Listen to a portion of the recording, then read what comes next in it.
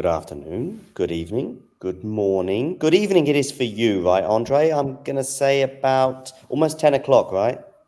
Yeah, exactly. In New York, well, New York time, Eastern time, although of course you are based in Canada. We're about to watch Holger Rune against Daniil Medvedev. What are your thoughts on this encounter? Be honest, I haven't really watched too much of the this tournament up until like maybe a couple of days ago. Mhm. But I think Medvedev has just been overall better lately. Just his story, like his short-term history, has been better. I think Rune played really well to finish his match against Fritz. But I don't know. I feel like his level is kind of a bit on the up and down right now. Um, it's been for a while. I think Medvedev has kind of like picked up like where he's left off in 2022, and like, I think he's playing very well. Yeah, I would say I would put the edge on Daniil. Me too. But yeah, if Rune catches fire, I don't really know like what his peak level could look like, and yeah, but yeah, I would say Medvedev maybe 2 tight sets. I'm not a betting person at all, so I won't be able to answer this, Adam, other than the fact that I would make Daniil the slight favorite. But any result is possible. Any of the six permutations, or the four, sorry, permutations, a straight sets or 3 sets win for Daniil, or straight sets, probably a straight sets win for Holger would maybe take me by surprise. But it's not a huge gap between these two players. I just think that Medvedev is just a bit more reliable, a bit more consistent. Let's not forget that Holger was within 1 point of losing that match against Taylor. Yeah, I mean, he played an incredible tiebreak, an incredible final set. So he kind of caught fire there. But yeah, I agree with you. I feel like he hasn't been exactly super convincing, like not necessarily this tournament, but like just overall. Like Yeah. I think Daniil has been in tighter spots, and I think I would probably bet on him if he went down maybe a set to come back. It's just the more solid bet, if you like, Yeah. would be Daniil. That's not to say that Holger isn't capable. I think, though, if this wasn't Indian Wells, I would probably favor Daniil even more. If we were sort of looking at a Miami or any other outdoor hard court tournament, pretty much other than Indian Wells.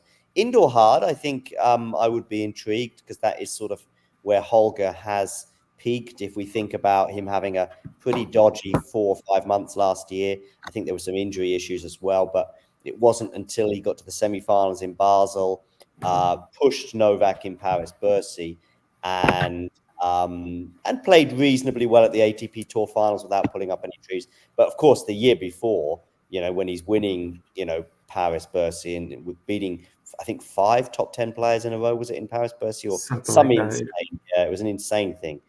But this court is maybe the next best thing, mainly because I just think Medvedev, as we know, is not a huge fan of Indian Wells. He's yet to win this title, of course.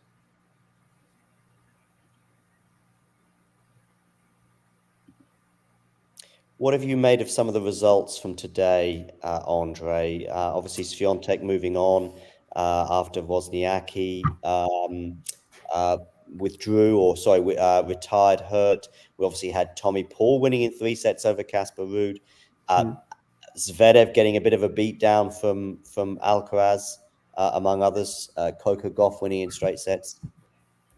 Yeah, I don't think any particular result was that impressive. I think Tommy Paul playing well, and Casper Ruud. I was thinking maybe Casper would come through in this match, but not surprised that Paul did. I think the most surprising thing was basically how badly Alcaraz beat Zverev. I did not think that was going to be that one-sided. So No. yeah. I think we were doing a stream before this, and the three of us, Jack, myself, and Damien, I think we all were fairly close in that we all thought that Alcaraz would win, but it would be a close encounter. Although I think we were erring towards straight sets. straight sets, but super tight, or 3 sets. But yeah, a real beatdown. I mean, Carlos, it actually broke his serve again to win that final set 6-1. So he broke his serve 3 times in the third set. And Carlos, as far as I'm aware, didn't face a single break point on his own serve, which is pretty impressive on these slow courts, and given some of the criticism that Carlos has had on his serve recently. Yeah, I think Alcaraz basically beat Zverev mentally in that match. Like he was just playing so well. Like Zverev didn't even felt like he had a chance. Like at the last game that he played, he was just so defeated. He could have reached the match point, the ball that clipped the net and just kind of went for an unintended drop shot. He could have reached it, but he just what's the point? There's no way I'm winning this. So it's he just he left it off at the end, because Alcaraz's level was really good, and he just kind of ran away with the match before Zverev even had a chance to think about it. So so he was. There were some incredible shot moments, as we always get from Carlos, but I still think that he was very clinical as well, almost like last year in Indian Wells, when he was just knew that he was comfortably the better player, and as a result, so he didn't have to, red line or anything like that. I mean, he just was so controlled, so aggressive, and just clearly the better player.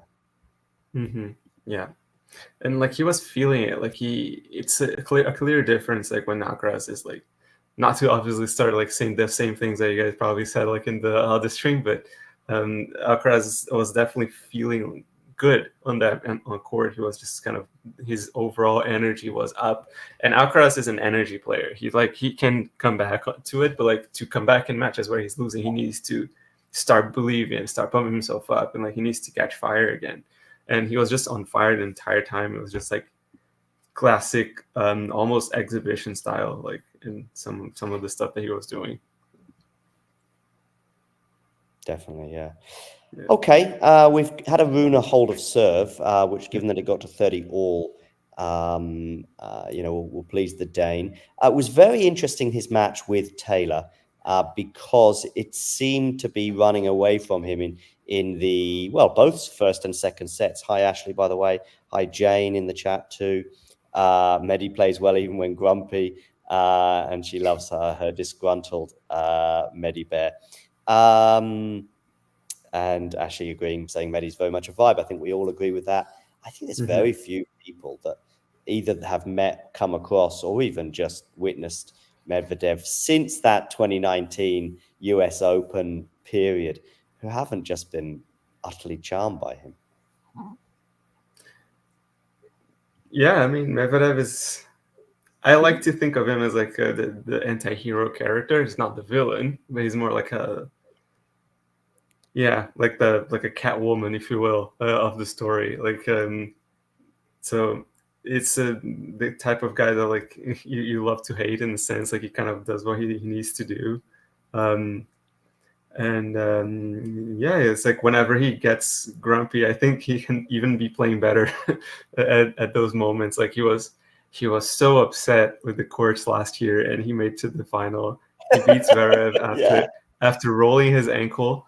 It was just a sight to see. It just makes tennis really fun to watch, because it's kind of flavor to it.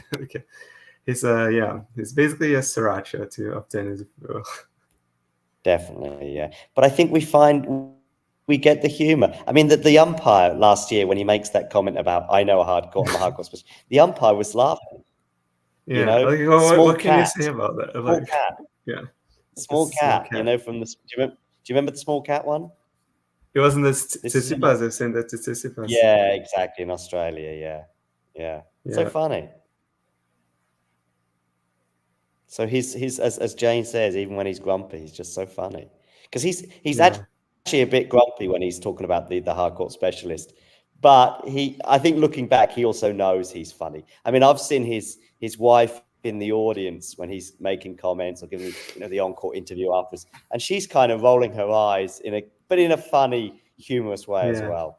We had 2 holds, by the way, and we're now Runa, I should say. 30 love. You're a football fan, Andre, am I right? I like football. Yeah. I mean, I'm not super invested in it, but I really love it when I watch it. Like I try to catch like the World Cup, obviously, sometimes the champions. But it's just like a lot of sports to follow, so I don't get too much of a chance to see it. But My I do two love soccer. sports, my two sports are basically soccer and tennis. What are your what's your roll call? Well, I think probably soccer. Like actually, I think I've been more into basketball lately. So I think basketball will be like the one that I've watched more than I actually do soccer itself. So yeah, More than NBA. tennis? Not more than tennis, but more So than the tennis other is one, sports. Tennis is tennis is definitely one, number one. Yeah, and basketball number two. probably in terms of like how much I've been watching it. Yeah, Yeah. They call and this like following in general. in basketball, are they calling it like Mad March or something? March Madness. March Madness, yeah. Yeah, Which I'd never heard of before until a couple of weeks ago. But yeah. now I'm It's a hearing very American thing, American Canadian okay, thing. yeah. But I get the impression it's been a thing for many, many years. It's just Oh escaped my yeah, attention. no, it's like that time of year like where you have the Super Bowl and then March Madness is like the sports are just kind of going crazy here. Got it. Well, Medvedev is making things interesting here on the Rune serve. Oh yeah, one thing I wanted to say to you, Andre, was the match with Taylor was a slight change in Rune's court position, and it seemed to be very effective as he got much closer to the baseline. Your reaction there of "ooh" was because Because Medvedev's got a break point. yeah, that's what I thought it was. Yeah. Yeah. He's just doing his basic chasing everything down right now. It's really, really nice to see.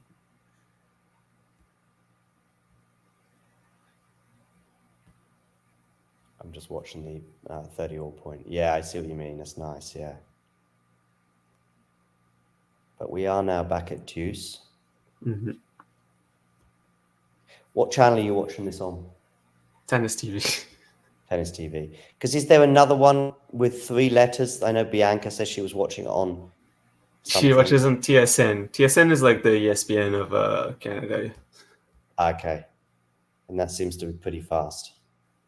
Yeah, I mean, yeah, it's. I have never had it, but I hear it's a pretty great portal, and it's pretty cheap as well. I believe. Like I think you get like $8 per month, and like you get like hundreds of sports. Okay.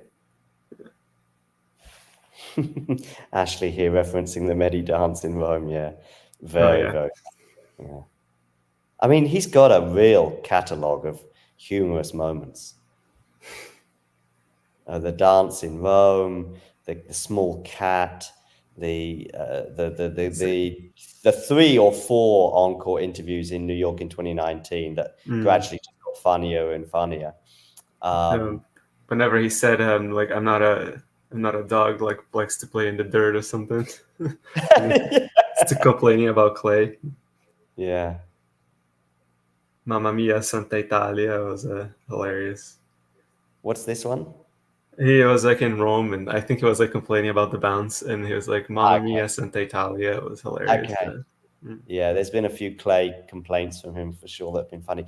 What a forehand, by the way, that Rune took so early here on the rise. I mean, it's the point before sealing the game because he didn't end up holding, but boy, oh boy. There's still bees on court? Holy crap. There's bees on this court too? I think they didn't get rid of all of them, but I don't know if it was like a shot that they got from the previous match, but there was a bee on court, and they just kind of like just zoomed in there, and it was kind of a cute shot, honestly. Yeah.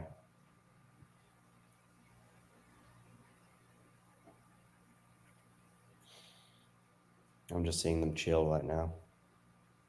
Regarding the women's side, I am a little bit,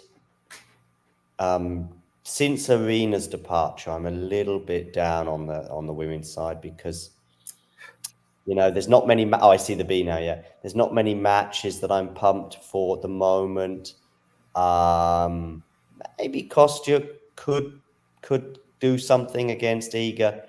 but it does feel, since Arena's departure, a bit like a procession for the pole. Yeah. I did wish Sabalenka had made it to this current round, and we're playing Sakari, so that she could maybe face Goff. I think it would have been a freaking excellent match. I think this would have been a very good one. Then after that, she's playing Navarro.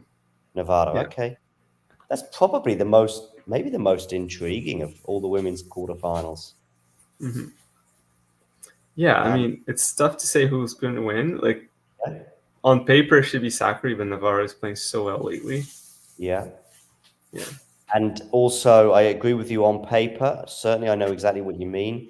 But there's always a doubt with Sakari from round 1 to the semis. The doubt grows probably with each round. But even in round 1, especially, I mean, she had some unfortunate first round draws. I remember playing Mukrova, for example, in the first round of the French Open last year. But I think her slam record last year was something like 3 first-round defeats, something like that. It was really bad. Like, she lost... I think she lost 2 straight to Mukrova, didn't she? Or was it? I don't know. But she lost first round in Roland Garros and then first round in Wimbledon. I don't know to whom. And she didn't lose first round in Australia, but it was a bad loss. It was like a second round loss to... Maybe. I'm trying to remember the girl's name, the Chinese girl who she lost to. But let me check this out here. She went on a pretty good run, her opponent. She got to like the fourth of the quarters. But it was like, a heroic run rather than Sakari. It was a disappointing loss, put it that way. And I'm going to guess it was second round in Australia, 2023. Yeah. Let's check this. Time span. 2023, right? Yeah.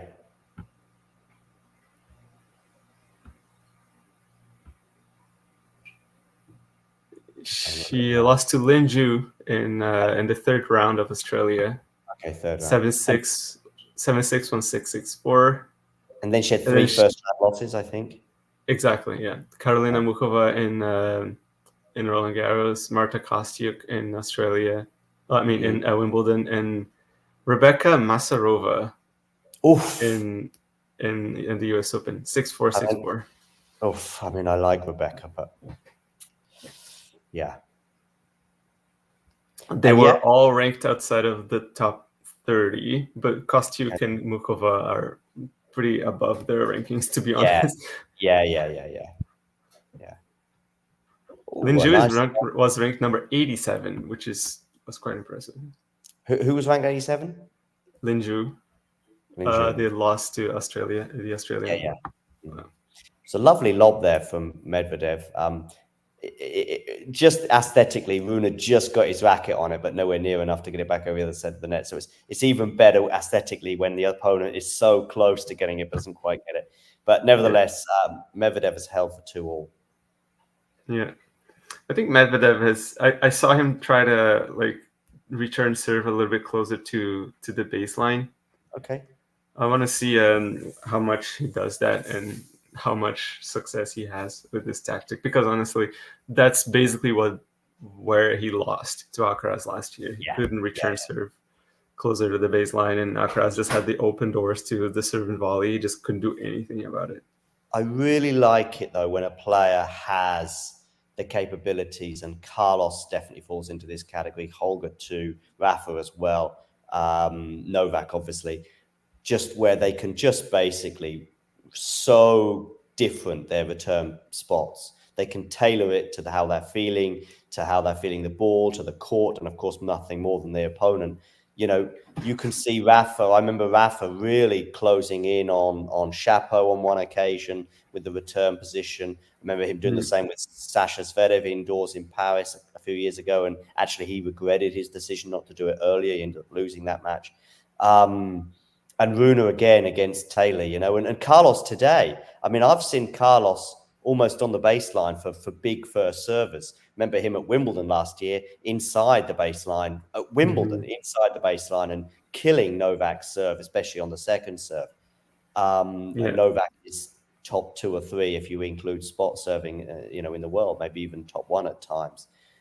But then today, his back is against the wall, and that's where he wants to be because that's how he's feeling it in Indian Wells against Zverev. He also knows he doesn't have to sphere Zverev at the net, so it's not like he's going to regret, because Zverev is going to serve and volley. He knows that's not a tactic that Sasha can do. So, yeah, and that when you've got that to add to your armory, and Daniil doesn't really have that, does he? So, yeah. Ashley asks, how's Maria doing? And she lost the first set 7-5 to Maria Navarro. Yeah. It's currently 15-30 on Navarro's serve in the first game of the second set, but she is losing. Sorry, what's the score in the second set? First game, 15-30 for Navarro serve. Yeah. Okay. 15-40, 2 break points Zachary right now. Okay. Did Layla play Indian Wells? She did. She lost to... Who did she lose to? She lost to Parry, Jen Parry. Yeah. Who had a pretty good run in the end. Yeah. The reason I ask is I don't remember anything about her in Indian Wells, and secondly, I knew that she had some back issues in San Diego. Oh, yeah. Oh. Yeah, the Canadians are kind of on a rough spot right now. Layla's been doing well, but she had a problem with bad draws for a while. Yeah, she needs to get maybe her ranking up a bit. But yeah, I mean, the Canada Billie Jean King Cup win, she was sensational and inspirational. And is that a double fault? It is. Yes, we're at juice here on the Rune stuff. And did she win a title in Asia? I think she did. Hong Kong, maybe. She did Hong Kong and reached the semifinals, losing to... She beat Siniakova in Hong Kong in the final, in a pretty epic final, to be honest, and then lost to Siniakova in the semis in the next week. Yeah. So, yeah. That period, and then you throw in Billie Jean King Cup, was her probably best period since making the US Open final. I know she's been in a French Open quarterfinal, but I mean a period of 4-6 weeks or whatever it was.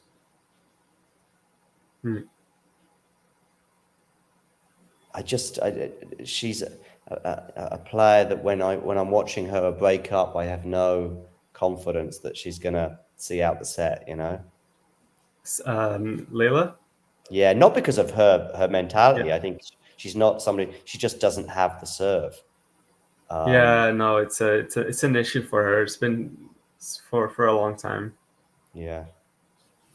But I think that one of Layla's biggest issue is her court position never changes, and she's too close to the baseline. I think she loves it. Yeah. She could take a few steps back because sometimes she just kind of is not timing the ball exactly as she needs it to, and she could try to play a little bit more defensively. She's just too rigid in her game style, which is weird to say, but. Yeah, I spoke to her about the exact point you're making in Seville. Well, of course, when things were going very well in Seville, it was very easy for me to ask her about it. Yeah. But she just said that that's just how she was taught when she grew up. I think she said her father instilled that into her, and it's probably quite difficult for her to break. Yeah, no, for sure. I feel like she took 2 steps back. I think she would have been able to hit balls a lot more easily and not give away too many short balls to her opponents. But that's just me, and maybe she's right. Maybe she takes a step back, it could mess up her timing even more. So who knows? Yeah. It's a bit like the Daniil return of serve position. I just don't know if it's there. So I had a theory with Daniil, which was you don't necessarily have to go crazy in terms of changing the return position, but maybe just do something different on the return that makes you less vulnerable to the serve and volley.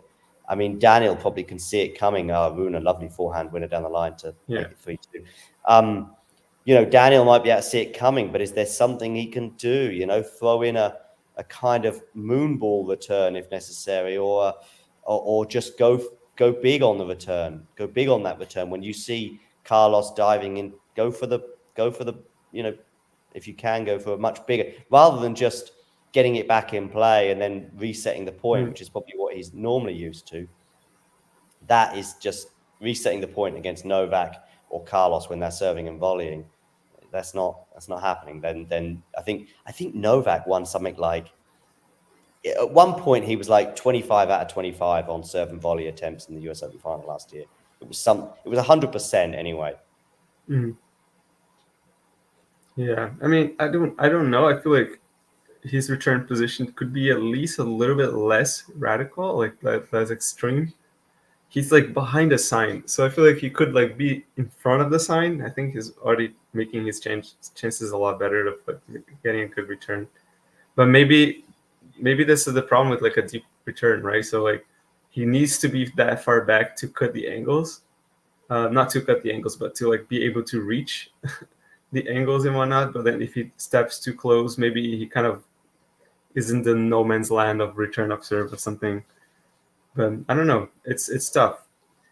He tried a few block serves. I think that could be the answer for him, trying to like practice some block serves. So maybe he's not going to be as good as Roger, but yeah. No, he's just taken on Gilles Simon, of course, as part of his team. Yeah. Because I think Matthew Willis Yeah. from he said on Twitter something that was really interesting, that it's a bit of about his technique doesn't really allow him to take those steps forward. Right. So it may be something that is just not exactly something that he can actually possibly do to a certain extent, just because of his the way that he hits the ball, like his actual motion would need to change a little bit for that.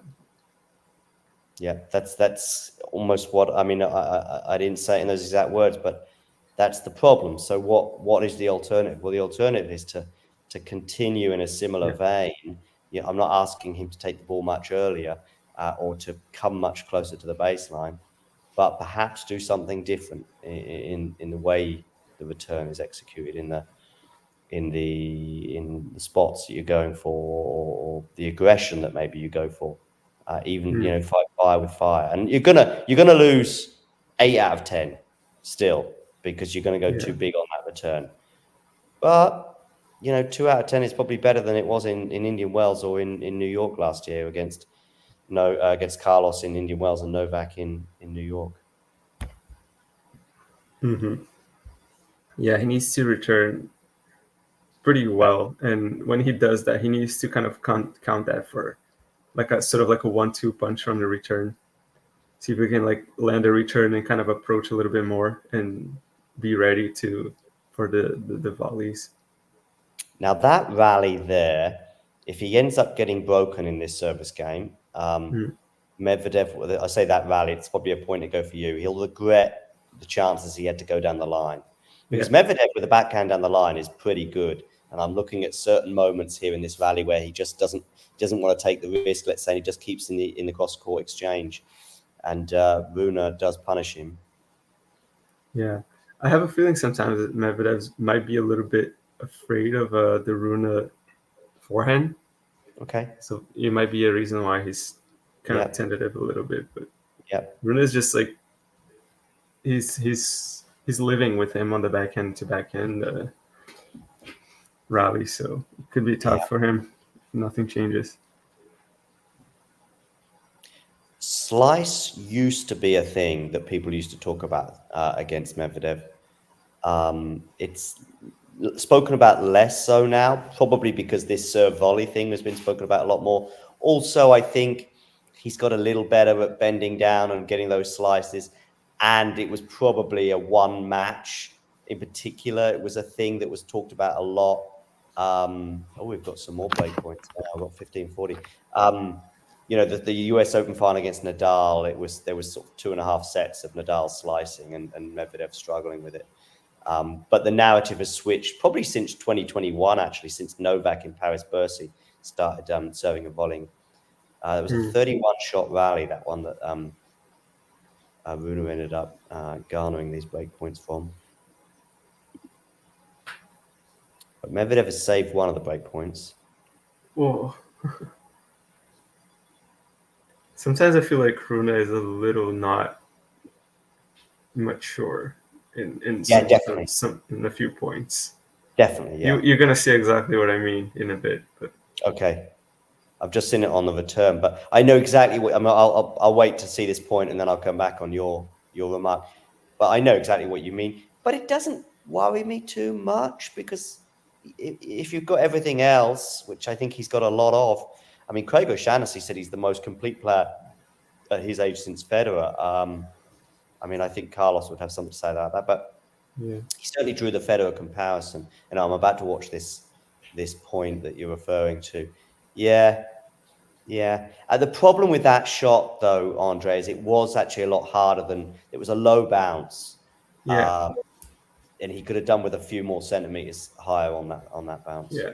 I do feel like he kind of went for the win, and it's just instead of like trying to keep it like a bit more neutral and just kind of placing the ball, I think he was just a little too eager to get that break. Yeah.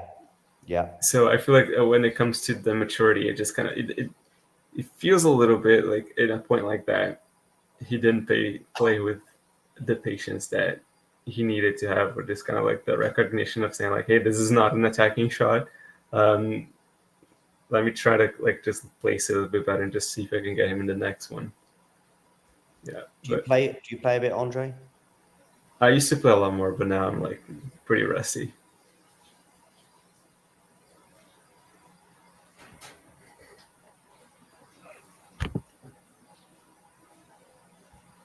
Daniil trying to pick up the pace in this particular rally. Oh, that time the slice did work. Yeah, when the slice goes towards that backhand and he's just bending down from whatever 1.90 m he is, 1.95 m, he does find it a little trickier if it's a really good slice, which is possibly maybe why Dimitrov has often had such success against him, although not this tournament.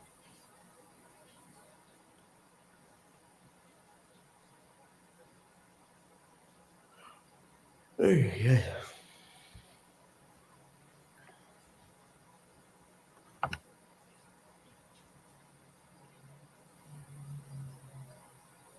Big serve. Yeah. This game could be one that we look back into when the set is over. Definitely, it feels like yeah, a type of game where feels like the kind of game where like they're both kind of selling into this match more. Like after this game is going to be the one that you almost listen. This is not an outright prediction, far from it, but you do feel that Rune can serve his way through. So if he does go up 4-2, he's only got 2 more service holds, you know, and then you're in a marvelous position. Equally, Medvedev was probably for a lot of people, for me, the slight favourite. And so if he does get a monumental hold here, having saved a break point or two as well, then yeah, it's a great smash there from Rune. I say a great smash because he had to really jump for that one. Go on, Andre. No, I'm just watching this point right now, and it's a very good point construction from Medvedev. Yeah. So that's the thing, you see. If he then does manage to hold Daniil after saving 3 break points, we go back to at least where we were, which is 60-40 Medvedev's favor, you know, maybe even more.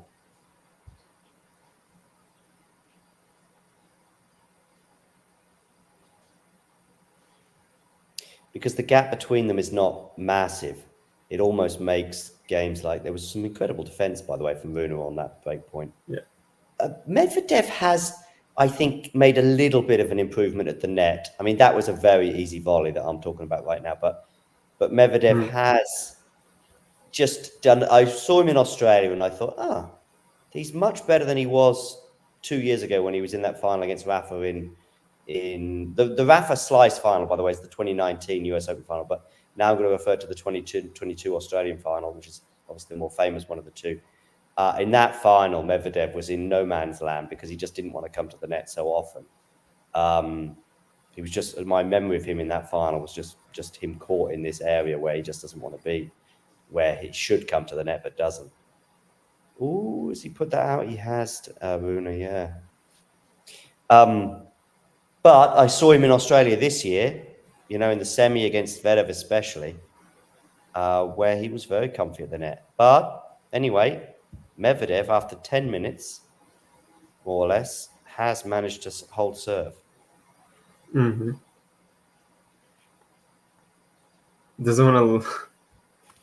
He doesn't want it to become what it was against Sinner, though, like in Australia, where he was just kind of by the skin of his teeth, like just getting games on the board. But yeah, Yeah, the problem there, of course, was fatigue. I mean, it was just kept playing these Yeah. unnecessary five setters at various points in. I mean, the Nuno Borges one. I mean, I think it was 4 sets rather than 5, but I think he was a He break up was. in the third. Oh. Yeah, So no, the he's- fatigue definitely screwed his chances by the third and fourth set, and in It the was once it went in 2 the sets to fifth, 1. yeah, Once it went 2 sets to 1, it was almost like Rune was the favorite. yeah. And the fifth set, it was like actually kind of a miracle that it was as close as it was. Yeah, yeah. But he wasn't making much of an impression on Sinner's serve.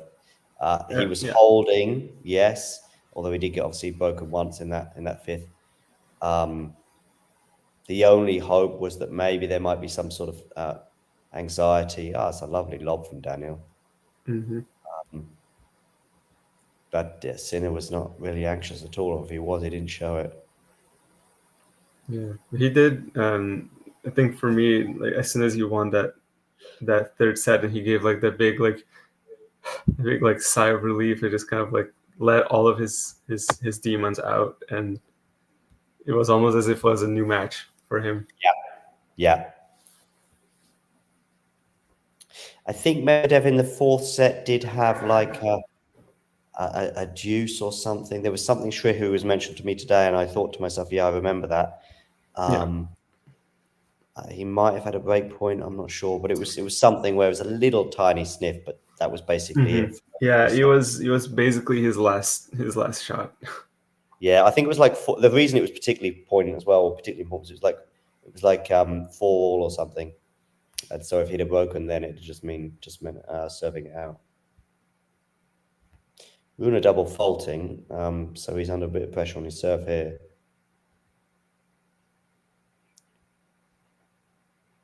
Yeah, Medvedev is actually returning rather well, especially on the backhand from closer to the baseline. Yeah. Yeah. A nice volley there from Rune, though, that ends up getting a double bounce, so he ends up winning the point. Oh, did it get a double bounce? It didn't double bounce, but it was out. Oh, okay. I believe. Yeah, you're right. Yeah.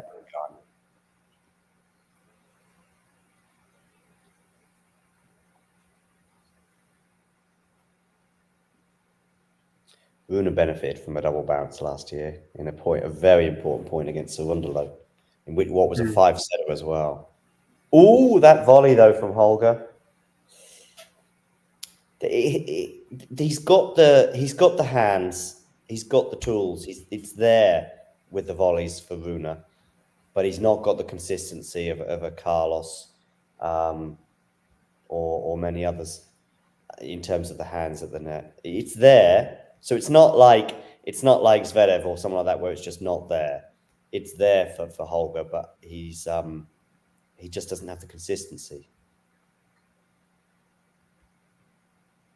Oh, they were talking about Misha Zverev of all people earlier, and he's yeah, I know, random name that come up, I know, but serving and volleying, and Misha made a comment that stuck in, I think, Jack's head, where he was like, if you come to the net and you volley properly and you volley good, you win every point. Okay, you might get past. So, but I know what Misha means, and I know why Jack sort of found that so intriguing, because it is kind of true. But you've just got to be really good at volleying, and if you're not, then yeah.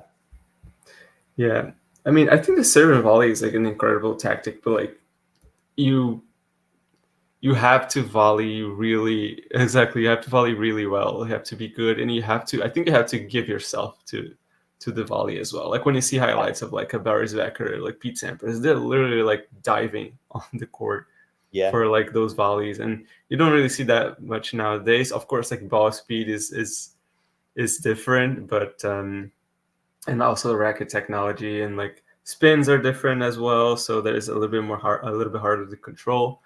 But yeah, it's like there is a point where you can make it work really well, even when a player is actually returning from a closer position. If you're an amazing serve volleyer because you put in a great serve and you're the best volleyer in the world, doesn't matter how close he is to the baseline. Got a break point here for Daniil. Yeah, I think Roger Federer was an incredible player who did that. He had like some of the best volleys, some of the best like serving volleys in the game after the 90s. So, and Daniil does get the break, much to the frustration of Holger, who whacks a ball away. I always fear with those balls that you whack away, they could absolutely go anywhere, and of course, you could be looking at a default. But anyway, more importantly, because it didn't hit anyone, we've got 4-3. Daniil with an advantage now, and as we said, that game, it felt huge. We had so many juices, 3 break points, and it was like Daniil saves this and holds. If anything, it increases the likelihood of what I would call a 60-40 before, and so it proved. I don't understand what people find so funny about like his shorts. I think they'll look great. Oh, I think people are not. I don't know. I mean, I'm not talking about everyone. It's probably like 5 people that. Yeah, no, I think they look good, but I think a lot of people are actually quite. They sort of find it amusing, but I think it's done in a more tasteful sort of way. I saw something about that I didn't like from. Well, I'm not going to say who it's from, but I saw an Instagram post a few weeks ago about Daniil Collins, and it was mocking her outfit in Australia. And beyond mocking, it was comparing it to a diaper, what she was wearing. So again, it took another sort of twist. I don't know, but I would imagine if somebody suggested what my outfit was wearing was like a diaper, I don't think I would like it. I don't know if I was sensitive anyway. And then you throw in the fact that she has had some medical issues as well. I don't know. Maybe I'm reading too much into it, but certainly the 2 other things. That's not the vibe I get with Holger Rune. It's actually sort of jovial, and I think I've heard him say that there's a potential line that Nike might follow up with this, like a Holger Rune line. Now, Holger might have been making fun of the question, because this is last year, by the way, when we had Jamie going. I know you don't know Jamie, but he's one of our guys. He went to the UTS event in London. And someone in the mix zone asked Holger about his shorts. But I think it's intriguing, but people are like, but they're still quite cool. That's what I think anyway. Yeah.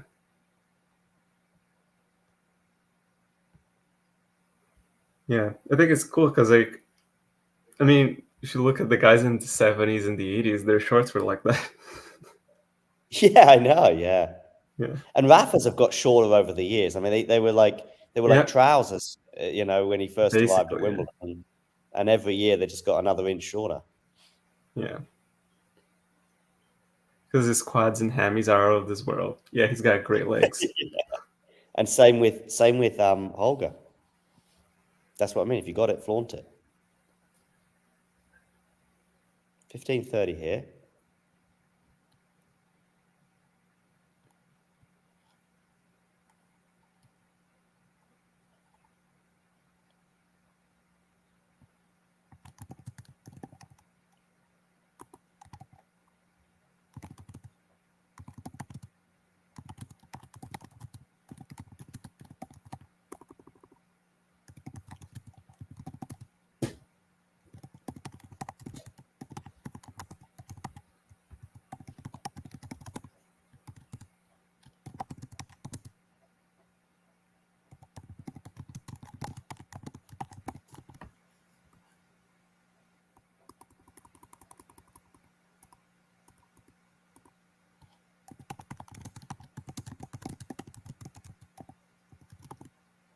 Oh, wow. Medvedev putting up some magic at the net to save breakpoint here. There you go. He's improved. Like an ace followed by some nice net skills. Another thing that was prevalent in Australia and does rear its head with Daniil from time to time is the double faults, which can cause him trouble. Let's say, I mean, he gives up a lot of points on serve as a result. But you're right. This is nice play at the net. Yeah, good reflexes. Unorthodox in a way. I mean, what isn't? Yeah, I know. Yeah. I think maybe his only shot that I would say, like, hey, look at that shot from Medvedev is a serve. Yeah. Yeah. Other than that is, yeah. Yeah, that volley is so funny.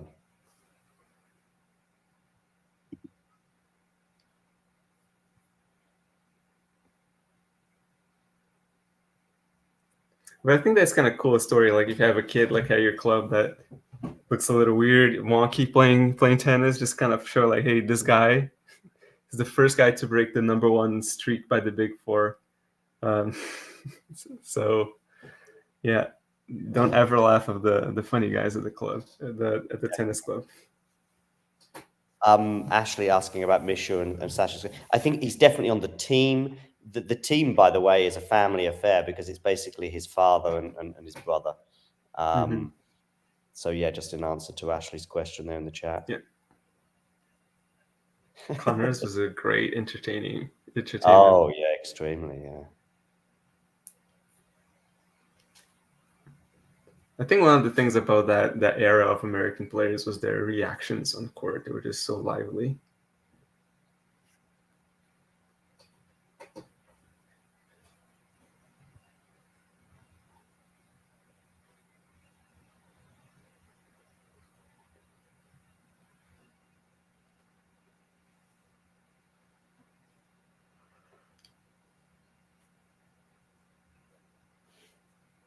Sean here saying he'd like to have seen Medvedev dealing with those bees.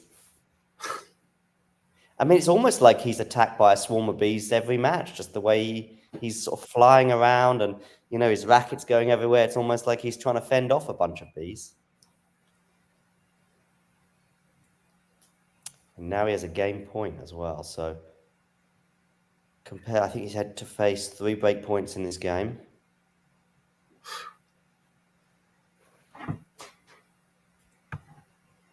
Jane quoting Medvedev here with the shut your mouth.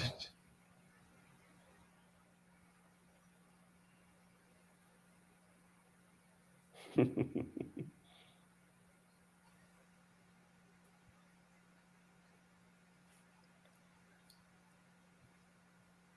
don't know what the umpire's saying here. I didn't see. I didn't hear it.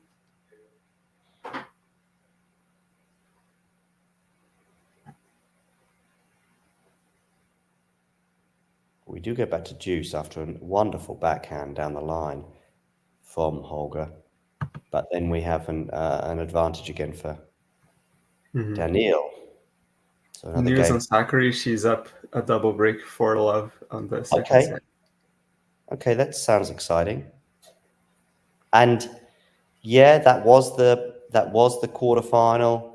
Certainly on the women's side, that sort of grabbed my attention the most. I never expected Iga to have any problems. It was kind of a surprise that she was down a break and 4-1 in the first set. But even at that point, I just thought there's going to be because it was Iga making unusual mistakes on second serve returns, for example, that seemed a bit clumsy, let's say, from Iga. And once she's up a set and a break, now I know then Wozniacki retires, and you can talk about some of her movement from around about 4-all onwards, and that's fair enough. But Iga's winning that match either 9 times out of 10, or maybe that's even being generous to Caroline. And then do you know what happened? Why did she retire? Yeah, it was the toe injury that she's been basically carrying throughout. I say toe injury is probably the wrong word, a toe issue. I just think, from what I understand, she just needs. It's not like a toe problem, you know. She's not broken the toe, of course, and she's not. It's just she just needs to give it a rest. And playing tennis every day or whatever is not helping. But I tell you what is helping: Holger Rune breaking back, including some wonderful winners in that game. Yeah, that was he was just hitting out of frustration, almost or just kind of out of, trying to pump himself out, like just going for broke. What a bullet, says Ghost. I guess he's talking about the forehand that preceded the break. Yeah. But there was actually a backhand even 3 or 4 points Yeah. ago that was probably even more sensational. He just kind of got tired of playing Medvedev's game there and just kind of like, I'm just going to go for it. I don't give a crap anymore. Yeah. Lovely early take, by the way. Oh, and actually, there's 3 wonderful winners. Actually, I didn't see the 4th one or the 3rd one until now, and that may have been that one that Ghosty was referring to. Either way, there were 3 bullets. The final one that just pinged onto the line, lovely, and taking that return so early as well. Mm-hmm. You're gonna see next now that Rune is trying to use the serve and volley tactic against Medvedev, and if it keeps going like this, it could be really troublesome for Medvedev until the end of this match. I must say, I thought when Medi held, and then especially when Medi broke, I thought, okay, yeah, because he can volley well, and that was a great. I mean, that's not an easy volley what he's just pulled off there. He made it look easy, but just killed it. Just killed it. I quite like both of these players for different reasons. Oh, there's another serve volley. Funny enough, both volleys were kind of in a similar position, kind of near his face. So he's got to kind of maneuver and get it on the backhand. I just think a Rune final against either Sinner or Carlos could be a lot of fun. Might not be, but it could be a lot of fun and a lot of fireworks. Any of the other players on that side of the draw? Not sure. Tommy Paul has beaten Carlos in the past, certainly can do it again. Medvedev, I mean, we've kind of seen a lot of Medvedev and Sinner, and in certain circumstances, in certain conditions, we see a lot of exciting matches. I mean, there were 2 or 3 last year that were sensational between them. But there is a pattern now going very much in Sinner's favour. And I also think that here in Wales, it's not a good place for. Yeah. Although I also think that Paul would have a better shot at beating Alcaraz on a faster hard court. I think this one is a little too slow, so it could be tough for him. But what a point for Medvedev here! Yeah, he's got a break point from 30 love. He's hitting his ground strokes so much better than he was last year. Like in those serve and volley positions, it just is being able to aim a lot like at their feet of his opponents, which is making the volleys quite uncomfortable, even if they are coming. Yeah, lovely. Wow, I love that from Daniil. There's a few points in the chat. We'll come to them at the change of ends rather than at this juncture, because obviously every point at the moment feels defining, but it ends up not being defining because then the other guy comes back. I mean, this one that he chased down, Daniil, was fantastic, but Holger saves the break point. For Ghosty there, Alcaraz and Paul played in Montreal and Toronto 2 years in a row. And I think Paul won both of these matches in 3 sets. Paul's got a 2-0 record against Alcaraz? I think it's more than that even. I thought Alcaraz beat him on one occasion. Yeah, check it out.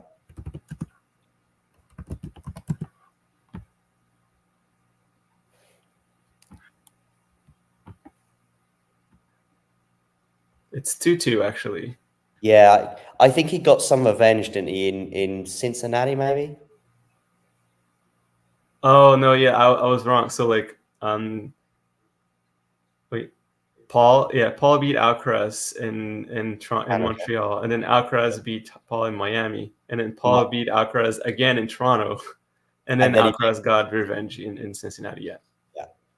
But it was a 7-6, 6-7, 6-3 match. It was pretty tough. It was close. Yeah.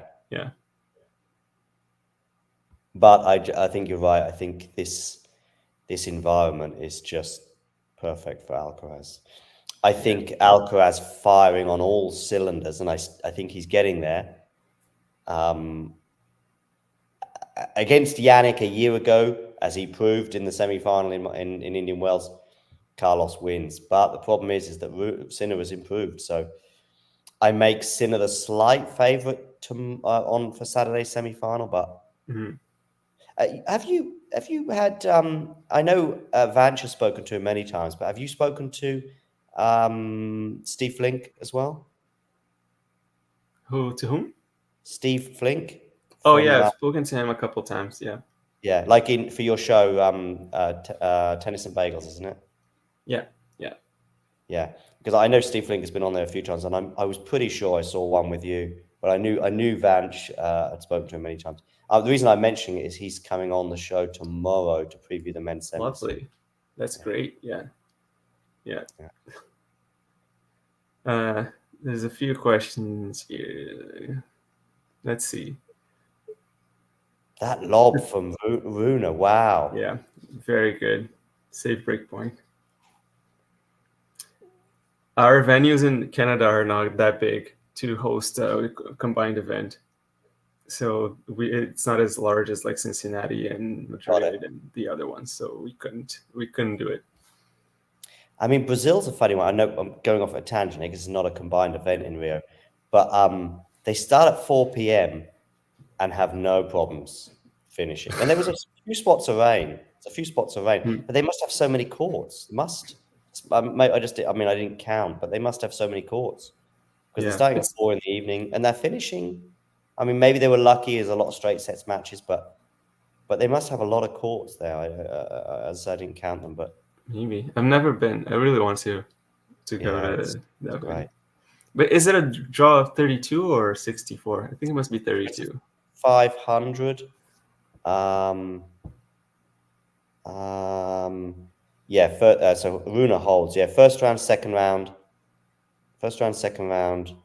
quarterfinal, semi-final, final. So that does sound like 32 to me. Yeah. Yeah. 32, Lots of questions in the chat, and now we've got a slight break and play. We can address some of them. There's one of them in particular from Ghosty that I felt very comfortable about running out, which is about volleying and pushing. Yeah, I mean, actually, they're just very different things. When I think of a pusher, I'm thinking of, because I know what he's thinking. He's talking about pushing the volley, but that's a completely different topic. That's almost a good thing in a way. But when we talk about pushing in tennis, we are talking about Wozniacki, Kerber, Kazakina, Gilles Simon, Jaime Munar. We're talking about just keep the point going, right, until your opponent breaks down. That's a pusher, right? I think so. Sara Sorribes Tormo, just waiting for your opponent to make a mistake. That's what we call a pusher. You can maybe hear the word grinding as well, although I think that's slightly different probably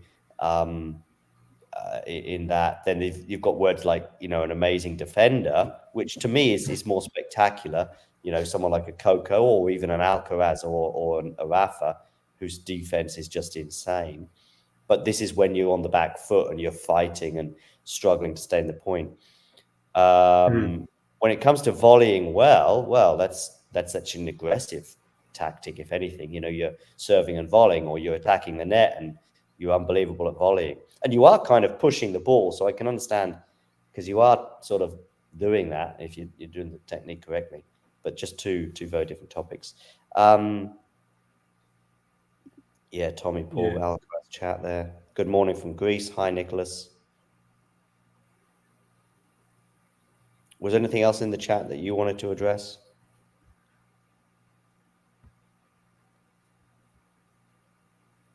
It was just the Canada chat. No, I think we went over things. I believe he said rallying at some point, but I'm not exactly sure where the rallying fits. But maybe rallying well and pushing. I think if rallying well versus pushing is the real question that he was asking. Oh, okay. I think rallying well is like playing a match, that playing to win the point, not to see the other guy lose. We talk about intelligence, and we talk about lovely way to set up a point, if you like, rally construction. That's maybe another point where you're constructing the rally and you're thinking 1, 2, 3 points ahead, where you're thinking, listen, I want to get this ball in this position. I want to get it on my forehand in particular, or get it away from my backhand. How am I going to do this? And your brain is thinking about this during the point.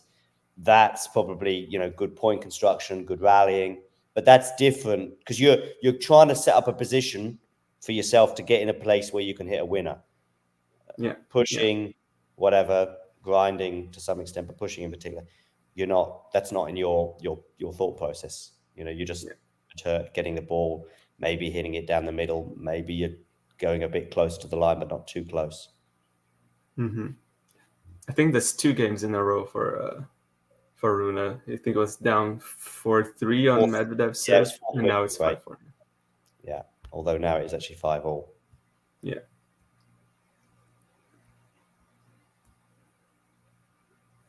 Yeah, Ghosty, there is a borderline that Daniil, I think. Yeah, it's true.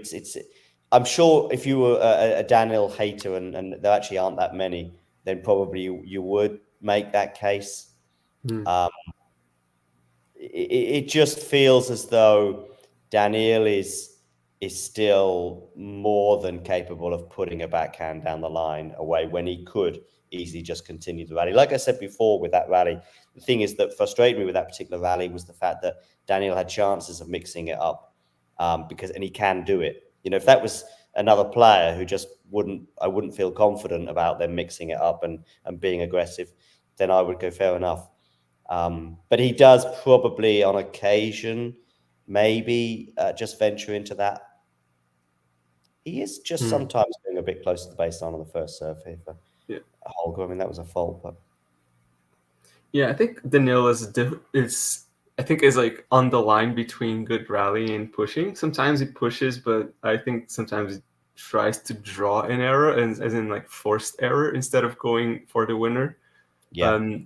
As opposed to I think the classic example, Bijou Simon, where he really just kind of doesn't really do much. He just kind of keeps the point alive, and he's more than happy to play very neutral shots, where Daniil sometimes kind of can go for a bit of a surprise or just like switching around a few things here and there. But like he's definitely on the neutral good rallying instead of like Djokovic and Nadal, who can still play like 30 shot rallies and still be extremely aggressive, right? So yeah.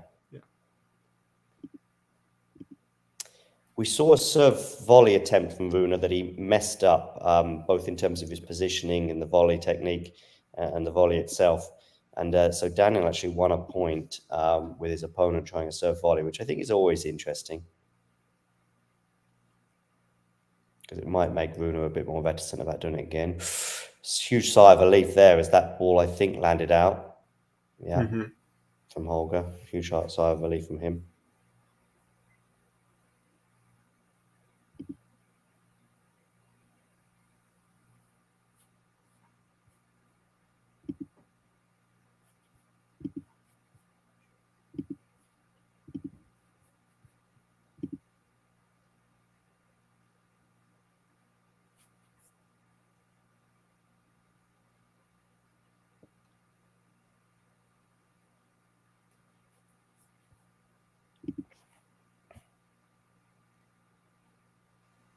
Who's favourite right now?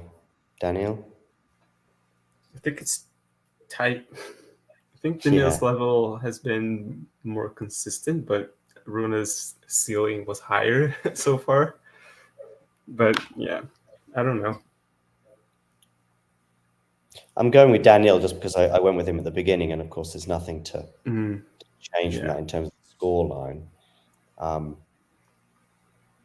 But that Rune break back is good news, let's say, for the Dane. Yeah.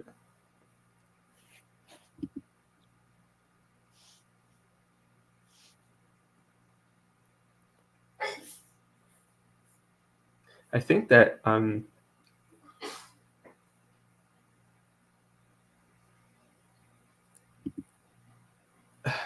long term a match, if it goes long, I'm favoring Daniil. But if Rune can close it off like quick, he has a chance. Like if he wants to like stay aggressive, but if he can like lower some of his errors a little bit, I think he can easily become the favorite in this match. But yeah, right now I think Daniil is a bit more consistent. I think he might give him the edge. Indeed.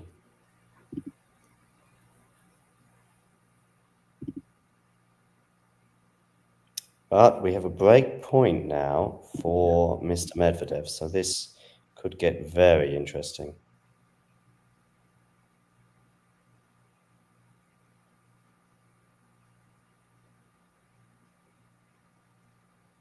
Joker was going through my head when it came to fans of Daniil.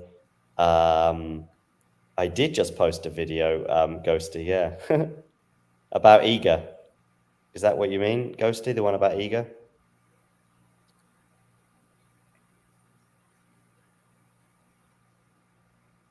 Ooh, that smash from Rune that I mean, maybe again it was tricky, to be fair. I mean, Rune just trusts himself so much to just sort of spring into the air and put away a smash. Okay, then that was me, Ghosty, yeah. Woo. Good stuff from Medvedev. When he works, it works. You can see it, right? And he breaks, so he's going to serve for the first set. Have you seen how he's broken yet? No, I'm about to watch it. I'm about to see it. Okay.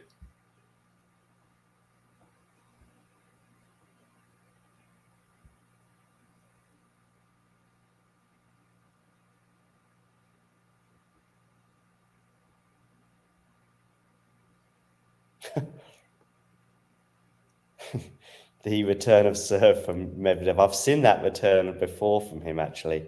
More, I've seen it from many players, but it feels like I've seen it a few times with Daniil. This sort of unorthodox patting it back as it goes towards the body, but it had a sort of nice, lowish, shortish bounce that gave Rune a tricky pickup. Probably still could have and should have done better, but he put the pickup wide, and we're in a pretty good position now for Daniil now in this first set. Ghosty, yeah, I think there is a temptation with Djokovic, maybe in those tie breaks. What do you think, Andre? Does Djokovic sort of, this lockdown mode that we're familiar with him in that unbelievable tie break spell he had for 6 months last year?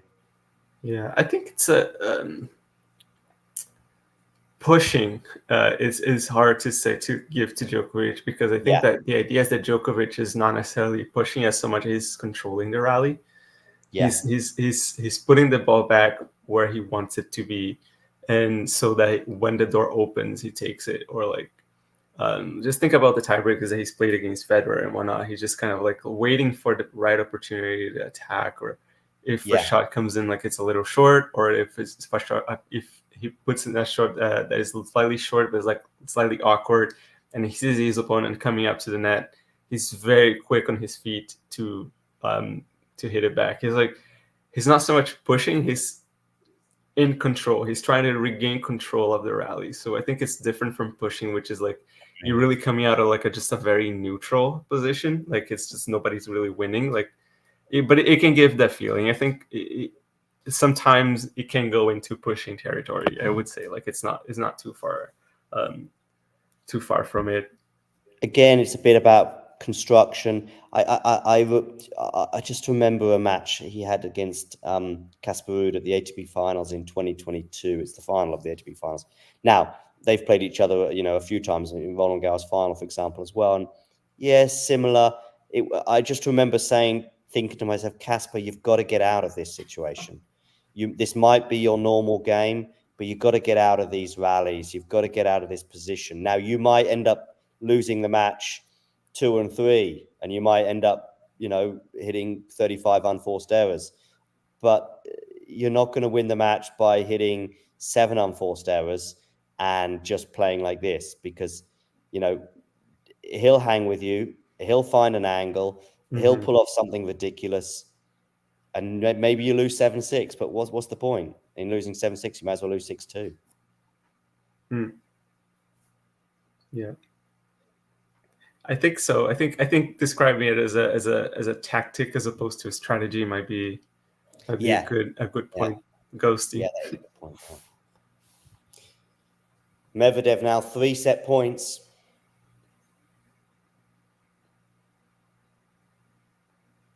And Medvedev has basically, he has improved, and I love that on him. Like from 2022, 2023 to now, he's made a lot of good adjustments to his game. Because he was struggling, wasn't he, in that sort of post-Australian Open, gloomy Yeah. 13 months from the Australian Open final until he won a 250, I think it was, in the Middle East, before then winning Dubai and beating Novak, I think, in the semis. That was the beginning of his run, which included winning in Rotterdam and then Miami as well. You know, an unbelievable period, final in Indian Wells. Yeah, and he wins the first set. And not great stats from Rune.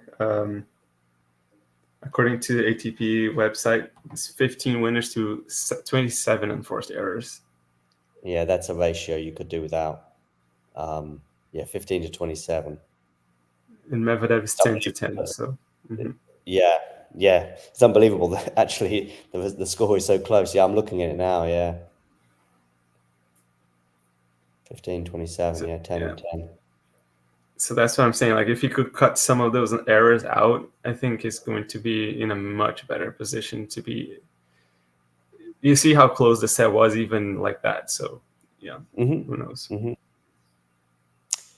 But if like me, you were thinking it was 60-40 in Medvedev's favor at the beginning of the match, that first set going the way of the Russian sort of makes me even more more convinced now that Medvedev will actually take this match, whether it's in 2 or 3 sets. Yeah.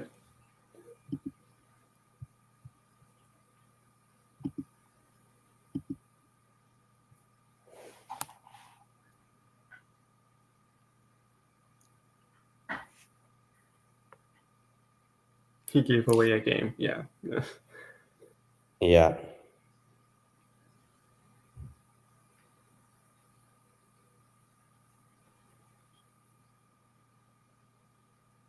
So Indian Wells apparently have a sort of permanent beekeeper on site, apparently.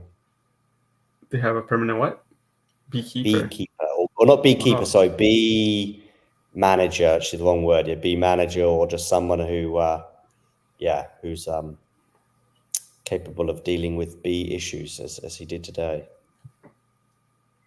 That being the case, I'm surprised he wasn't on the scene a bit quicker. I mean, it was about half an hour before someone arrived, and I thought they just called up a local dude. But it took a while, let's say. It took a while for him to arrive. Once he was a one-man band, then it was like, okay, this could be a while before the whole thing is done. Yeah. Just looking at some match points from earlier on today. Sinner wrapping things up 6-3. I wonder, just like not prepared for a bee problem like that. It's like, who could ever imagine that happening? So I agree, but if they've got a bee person on site who they employ every year, then they must be aware of an issue, I'd have thought. I don't know. Yeah, maybe.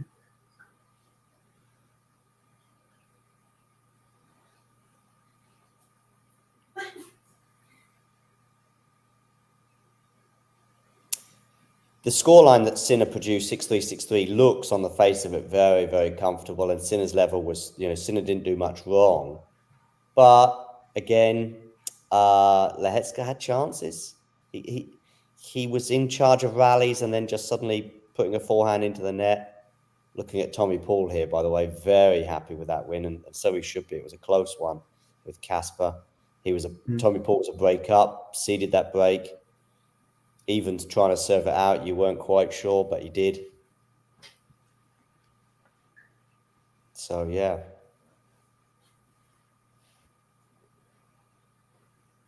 I mean, we are, with that win today, we're into the sort of, maybe Tommy can probably correct me on this, but we are in the category or in the territory of one of the best wins of his career, or one of the best results of his career. I mean, semi-final Indian Wells, semi-final Australia, semi-final in Canada, I think.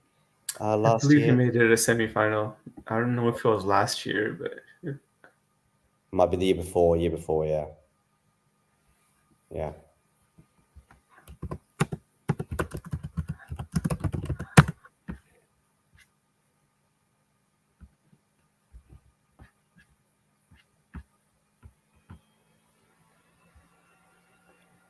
yeah, no, you're right. He was in the He was in the quarterfinals in 2022, and then semifinals in 2023 in Canada.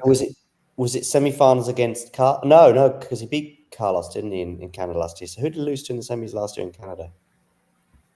Probably Deminor, I think.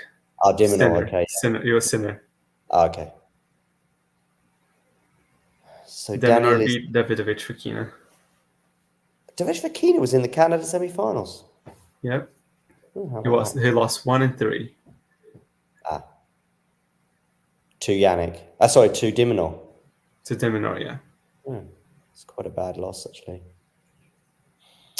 So Medvedev has had a very brief break, and he's back.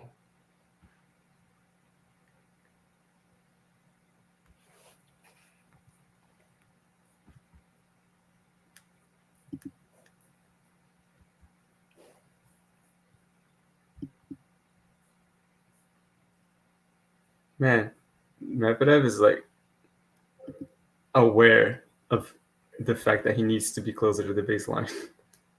I'm not sure if you've seen graphics right there, but like he's by the third shot on the return, he is already on the baseline.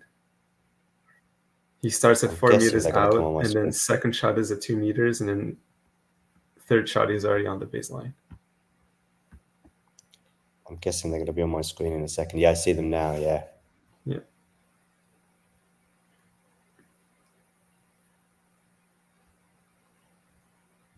Yeah, he's moving in. That's cool. It's like he's implementing incremental change to his tactics instead of just completely turning things upside down and changing completely what he's doing. So that makes a lot of sense. That's why I hire good coaches.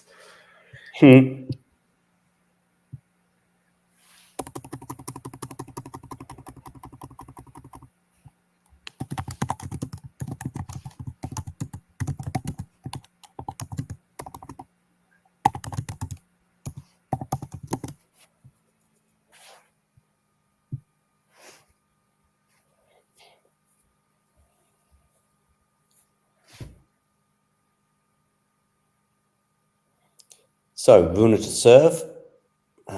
Daniil is 1 set to the good.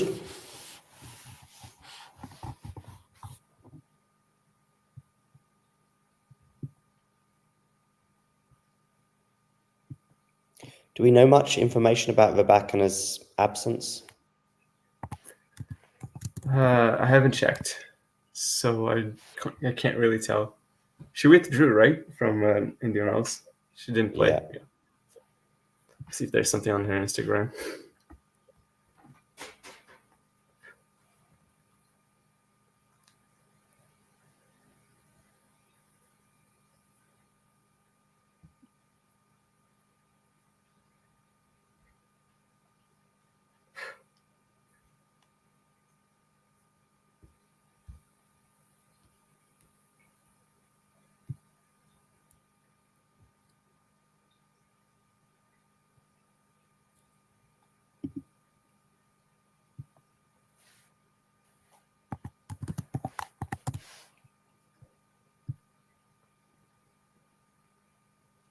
What's going on here? Daniil's at the net.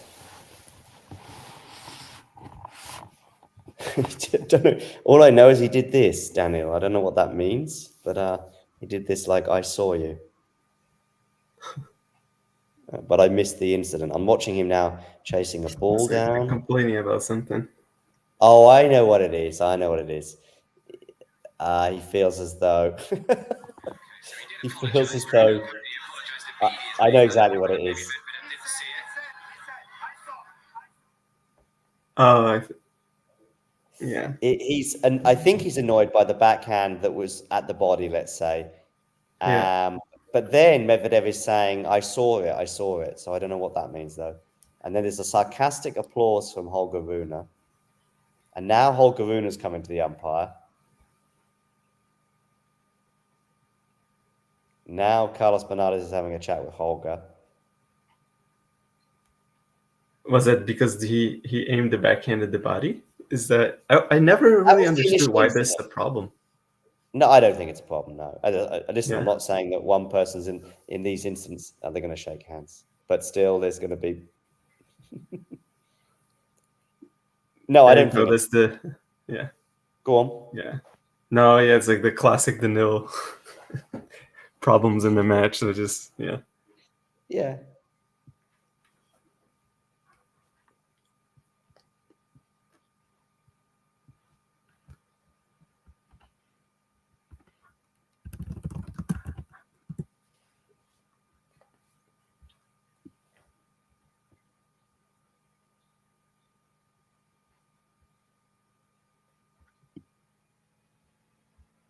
Due to illness, so she was sick. Yeah. Ahead of Indian Wells. Yeah, that sounds familiar.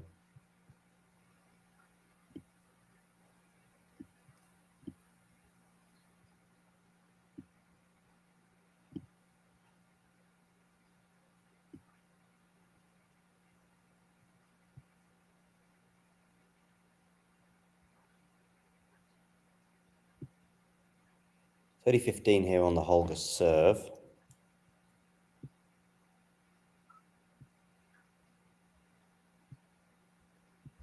Yeah, I don't. If it's just about the backhand into the body, then there was nothing wrong with it. I mean, Holger was actually looking for trouble. Yeah, Holger was just trying to win the point. I even think that he wasn't necessarily going for the body; he was just going for pace. And if it ends up, whether it ends up going down the line or cross court, hopefully cross court him, I think. But that was all he was concerned about.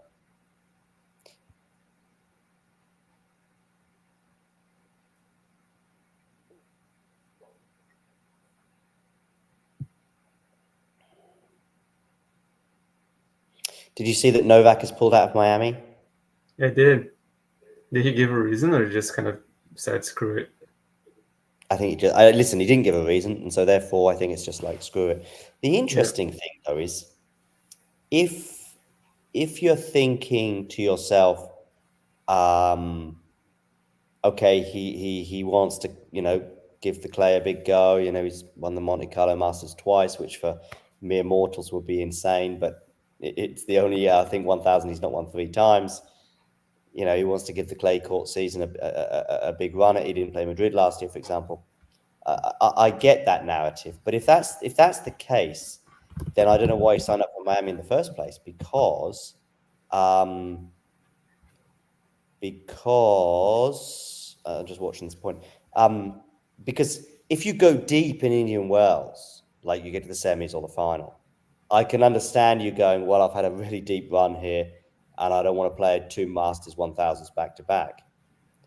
And then that's my argument, in particular, because if you're Daniil Medvedev, you're not going to do that because you're not going to focus on the clay court season as much.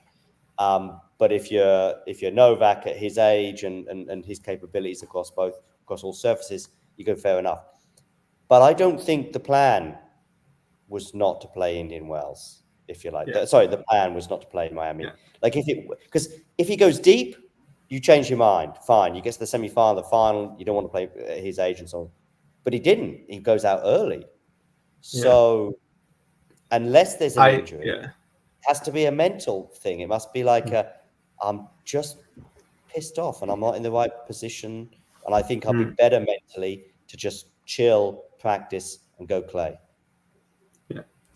I think they're also automatically signed up for those events. So he might have just kind of waited out and see how it goes, whether to decide he was going to call it or not. Fair enough, but the decision to pull out, unless there's an injury, it's not physical. I don't think. Yeah. I know what you mean in terms of. I actually think this mandatory rule is ridiculous, and it probably tells us some about not all the one. I know Monte Carlo is not mandatory, for example, but it doesn't make any sense.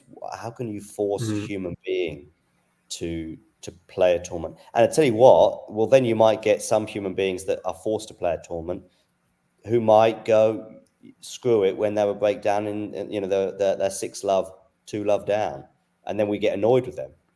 It just doesn't make any sense to me. And then we get annoyed when they get injured or when they pull out. Well, something's got to give. You can't you can't force players to play a tournament. And if you are, then you've probably got too many tournaments on tour. You know, there's no off season. There's too many 1000s, in my opinion. You lose the prestige from a 1000. You know, when you've got players like Carlos Alcaraz at his young age who's saying, I'm not playing Rome because I think it might damage my chances of winning the French Open. Or we have players building up to Australia now that are saying, I'm not playing any warm-up events. I'm going to use the first week of the Australian Open as my warm-up. And they go on, and the two finalists both had that philosophy, Medvedev and Sinner. And the other person was Alcaraz, who took that view, you know. And I think we might not see Alcaraz in Canada this year. I think that's my hunch, and I've had it for a while. His team were giving lots of noises about how he peaked in Cincinnati and how he, you know, US Open ideal preparation. They didn't say these words specifically, but I read between the lines, and we see Novak doesn't play Canada, plays Cincinnati.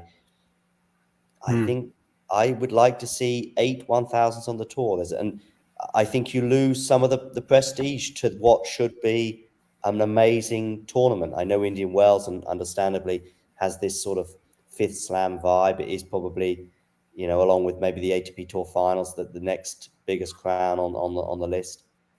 But then Miami becomes after the Lord Mayor's show, if you know that expression. Do you know that expression?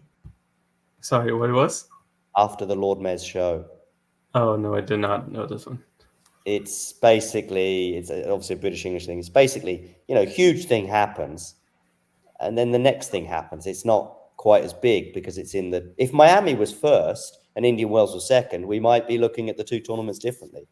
But Indian Wells is the first 1000 of the year. Yeah. It's got this reputation. So Miami follows it, and I must say, 4 weeks of 1000s, and we just had it with the women as well. I think, didn't we?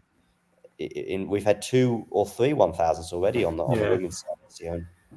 I do think that as soon as Miami had to leave Key Biscayne and went to the Hard Rock Stadium, it just lost the prestige just because it looks made up at this point. It looks improv, and even though they do a great job there, obviously, it's just like not having the stadium. It just feels different. It just kind of loses something really important to it. So yeah, it because of that, I feel like Miami now it kind of feels a little awkward for me. I agree. Rune's got the break, by the way, a very early break, which given this match probably doesn't mean so much because both have been a bit vulnerable on serve. Jake has been asking about how the match has been. I think it's been intriguing. We've had some fireworks from Rune. We've even had a little bit of fireworks at the net between the two players after an apparent body shot from Rune that had both of these slightly fiery players on edge. We've seen breaks of serve. We haven't seen either player in total control. Rune, as you rightly pointed out, Andre probably lost that first set because of 27 unforced errors. Was it 27 for the 15 winners? 27 unforced. 27. That's what it was showing on tennis TV. Yeah. Yeah, that's 27 unforced errors in 12 games. Is a lot. I mean, that's basically throwing in 2 or 3 a game. So that's the story of the match from my side, at least. Good volley there from Holger. We have seen a few good volleys, but we've seen 1 or 2 not so good.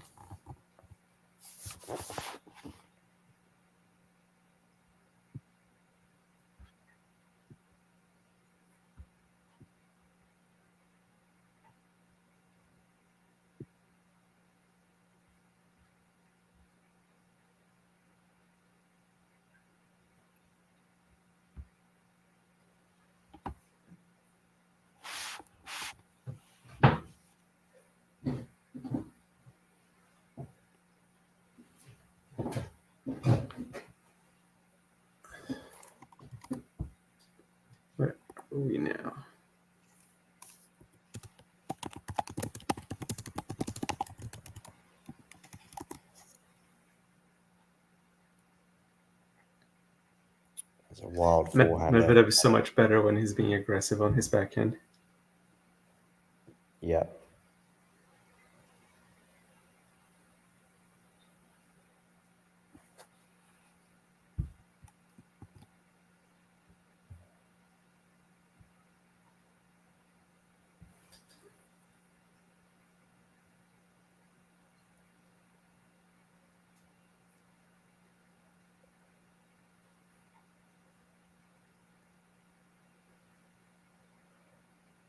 Yeah, it was a nice aggression there. Nice winner from Medi. Mm-hmm.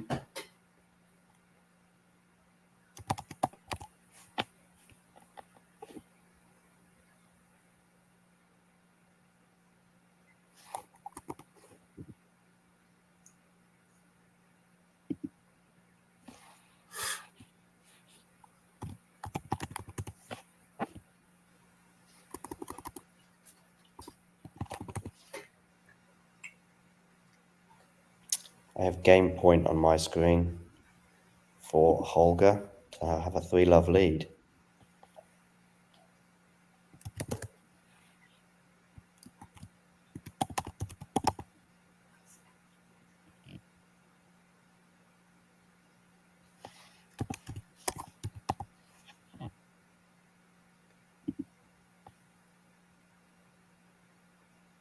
Another Holger.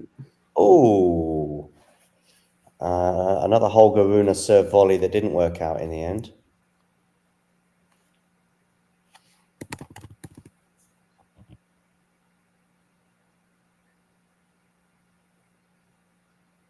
It's near Medvedev at his best right here.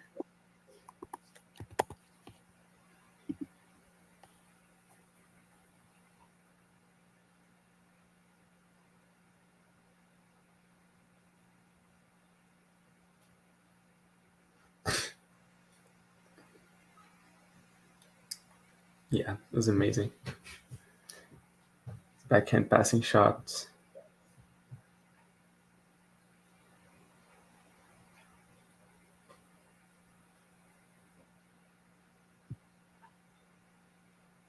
Yeah, lovely. I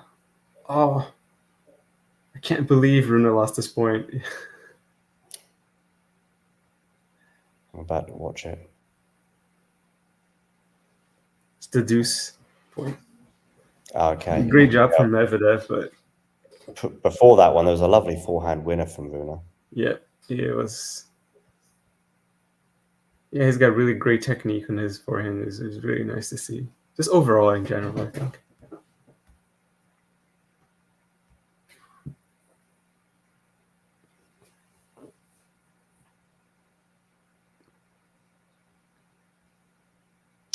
There was another one of those sort of absolute stretching and trusting in his athleticism to get the smash moments, and he got it, but it was nowhere near enough purpose on it. Yeah. Oh.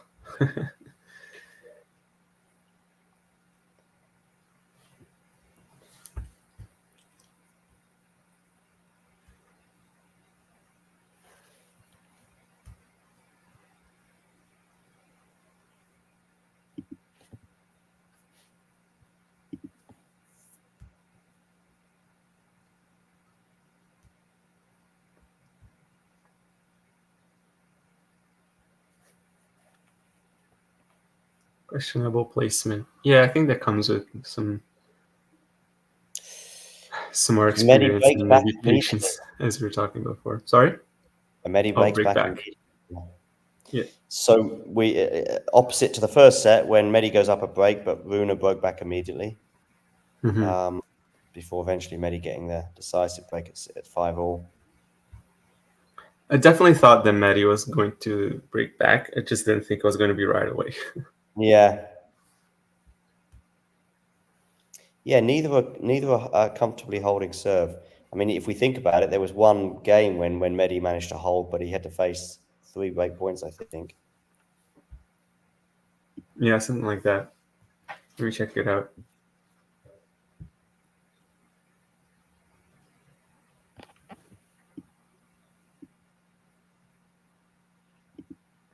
Yeah, at 3-2 in the 2-3 in the first set, Medi on serve. He was down 15-40 and saved 3 break points to win to get to 3-all. Yeah. And Broke the next game. Yeah. Then he breaks, yeah. Well, I thought would be enough. Yeah. And then Rune breaks back right away after saving after having again 15-40, but needed 4 break points to break. Mm-hmm. And then Rune had another tough service game, down 30-40 in advantage, and had to save.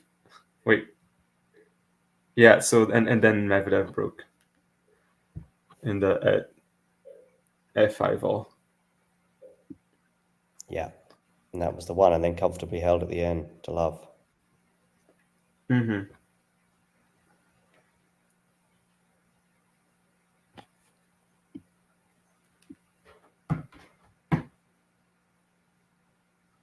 So we're on serve here at 1-2.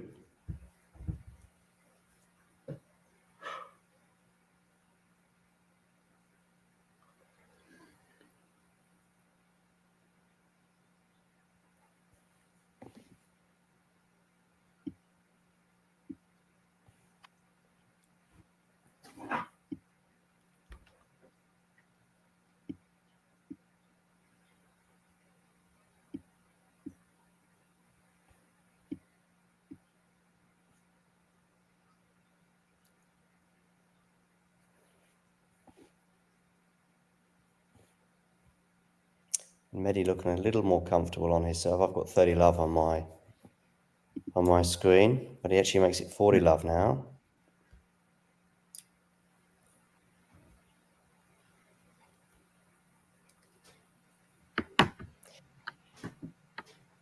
And yeah, Medvedev, Tommy Paul feels like a Medvedev win. If we get that semi-final. Rune, Tommy Paul? Well, I would fancy Rune, especially if he comes through this one. Good news for Rune until now, post-Australia anyway. Physically, he's looking pretty good. It is something that seems to crop up with Rune from one tournament to the next, is that the 3 setters that can be back-to-back do eventually take their toll on the young Dane's body. But it was something during the off-season that we were kind of quite keen to see him, make a step in that direction, because I think there's been probably 1 or 2 losses in his career, maybe actually more so at the slams, where it's been like, I remember him playing against Rude last year in Paris and thinking, this is just a shadow of the guy that we were witnessing in previous rounds or previous tournaments. Same in Monte Carlo. He had a really, grueling semi-final against Yannick Sinner, and in the final, I don't think he played his best, and I think he was just a bit knackered. Mm.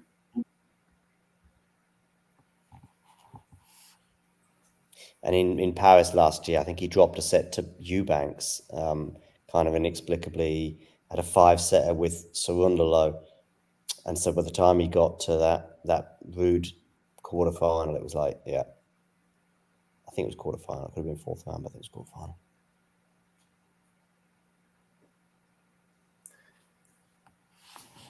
I have a feeling Rune is probably struggling a bit more with the wind than Medvedev.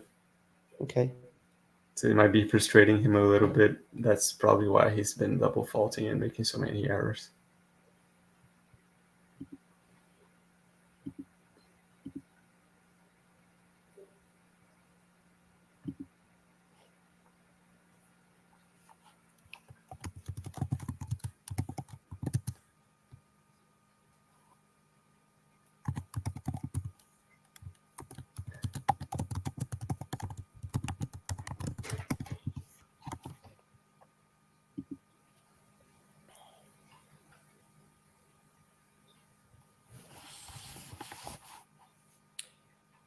Rune is leading the double faults count 4-1. Just 1 double fault from Daniil is actually, by his standards, pretty impressive.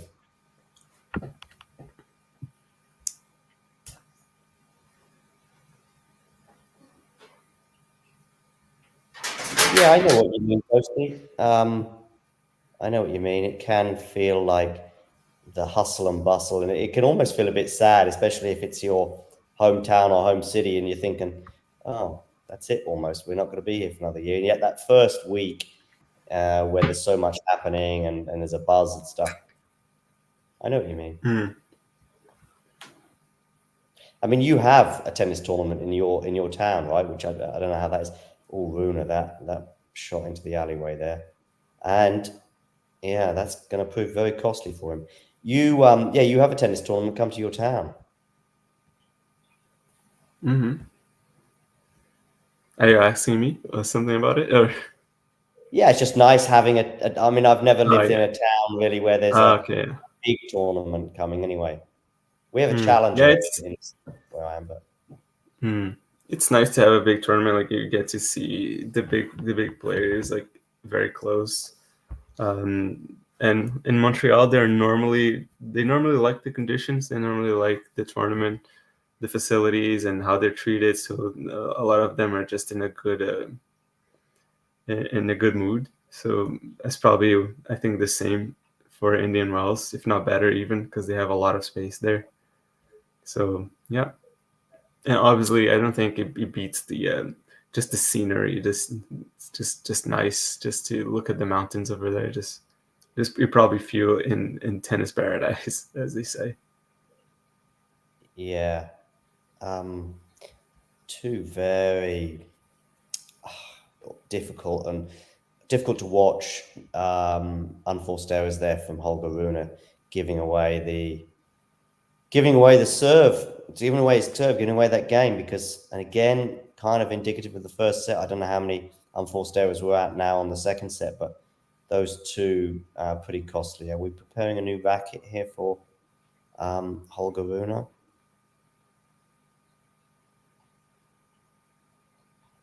Medvedev having a snack. Looking very happy now, much happier than he was when he was 2-love down, obviously, and he's won 3 games in a row. And he'll now serve for a 4-2 lead.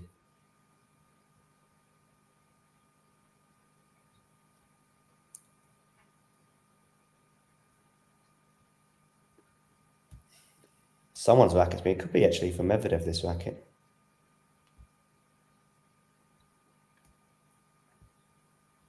Is racket in the crowd? There's a racket backstage that they keep showing in someone's hands. Oh. And maybe my producer here is different to yours because, or director, because they keep showing this racket backstage, but it doesn't end up in anyone's hands. So anyway, Medvedev to serve. 3-2, he leads with a break. Begins with a nice 1-2.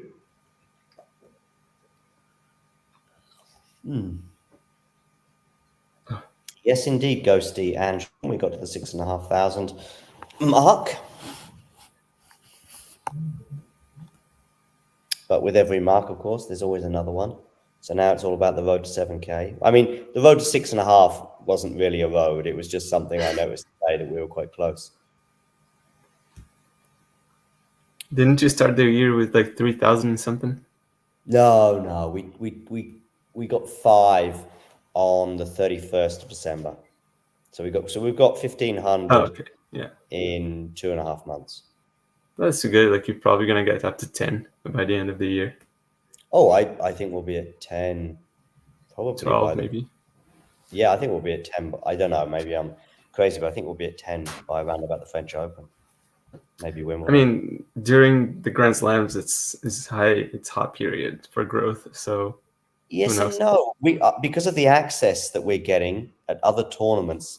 Actually, a lot of growth can come Indian Wells first week when we've got Anastasia there, press conferences, for example, Estoril, where we get pretty good access to the players, which is coming up in just over 2 weeks. This is actually when we've got someone on the ground, Shrihari was producing content for us from Dubai recently. That's kind of, we also have for some reason, our figures, it's been 2 years now, have always been low during Australia and have always been high around about the European indoor season. Now, you might go, oh, that's because a lot of your audience is in Europe. Actually, no, a lot of the audience is in the US. But the US Open it seems to be, of the 4 slams, having done stuff fairly similar at least once, but probably twice across many of these slams. But the Australian Open, the numbers are never that great, you know? Yeah. And if you look at our, for a long time, not anymore, but for a long time, our most watched watch along was from November 2022, the Paris Was that the Davis Bercy. Cup? Oh, Paris Bercy. Oh, Paris. Oh, Davis Cup was great for us because I was there. Probably that was I don't know, we probably gained 500 or 1,000 subscribers just during the Davis Cup. And if you put Davis Cup and Billie Jean King Cup together, then yeah. But no, the number one video we had as a watch along for about 6 or 8 or 9 months was, maybe even more, almost a year, was Holger Rune against Novak Djokovic, Paris Bercy final. We were new then. We had probably 500 subscribers. But that was the one for some reason. 500? We had probably 500 that day. Wow. No, we didn't gain 500 that day, but we had so now we've got 6,500, and you therefore would expect it. But for whatever reason, that video, that watch along was extremely popular. Now that might have been timing, it might have been a thumbnail, it might have been just because no one else was covering it. I don't know. But for whatever reason, that got 10,000 views, and that was our most until I think WTA finals this year. And again, WTA finals the year before, even though it was in the US, and this year was in Cancun, or last year was in Cancun. For some reason, it's the time, October, November, December, or October, November. That's sort of, for some reason, we peak. But of course, when you got people on the ground, so a slam won't get us probably as much traction as Davis Cup and Billie Jean King Cup. When Leylah Fernandez is there, when Novak Djokovic is there, and when Jannik Sinner is there, that also helps a lot. If Novak's not at that Davis Cup finals, and nor is Jannik, then yeah. If Leylah's not there either, yeah. This is a funny comment here from Owen. Do you want to have I won't put it on the screen or read it out, but nice. That's called radio, but yeah, no, it's whatever. Yeah. Right. Rune here trying to hold serve, and in fact he does hold serve. We're at 4-3, but Medvedev is inching his way to the finish line. I love how they're showing the moment where they shook hands. It looks like the match is over. Which is that, sorry? It's gonna come up on your screen soon. Like the moment where they shook hands when the replay.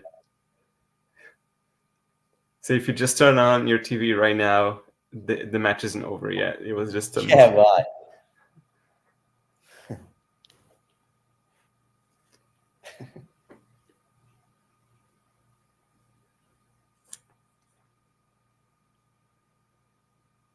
Yeah, right. It does look like it, doesn't it? Yeah. It looks like Medvedev even lost a match, judging by that shape. Yeah, he's kind of annoyed. It was almost like the Novak finish of the match against Nadi the other day. You know, it's like, yeah, you won, well done, but I'm annoyed about this particular moment. And it's a very. I feel like it was a very. He was not in the right in that situation. No, a lot of people criticized him in the moment, but I don't mind. You're annoyed. You're desperate to win a very important point. Actually, I think it was actually a break point that Novak was facing, and in fact, he did lose his serve, albeit he went on to win that set anyway. I've been there before, when you start an argument thinking you're in the right, and then you quickly realize within 30 seconds of making your case that you're not, and you sort of walk away feeling a bit awkward about it, and hope that nobody saw and everyone could forget about it. But as I said in the WhatsApp group, I don't know if you saw this, I was more annoyed at the exchange of the net, because that's like an hour later. Exactly. Yeah, exactly. Right then, you've got to move on and congratulate your opponent, who's just had the best result of his life. And your opponent, by the way, is a huge fan of yours, had a poster on his wall. Maybe Novak doesn't know that, but yeah. It was the same with Rafa. Was also in the wrong last year. I think it was, or 2 years ago with, I think it was Sonego. He had a similar exchange at the net, albeit Rafa had won that particular match. And Rafa apologized because he said he shouldn't have, shouldn't have had a go at him at the net. Yeah, I don't remember that one, but it's familiar, but I have no idea what happened. It was about grunting of all things. Oh. Rafa, yeah.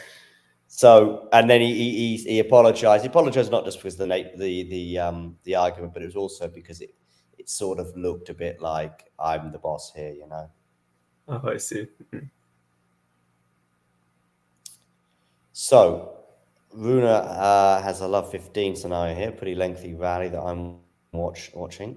Bit of a slice and dice there from Rune.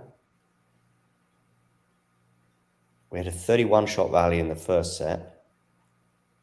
This one's not over yet. Nor yet, but it is now after Rune doesn't. It's kind of a forced error.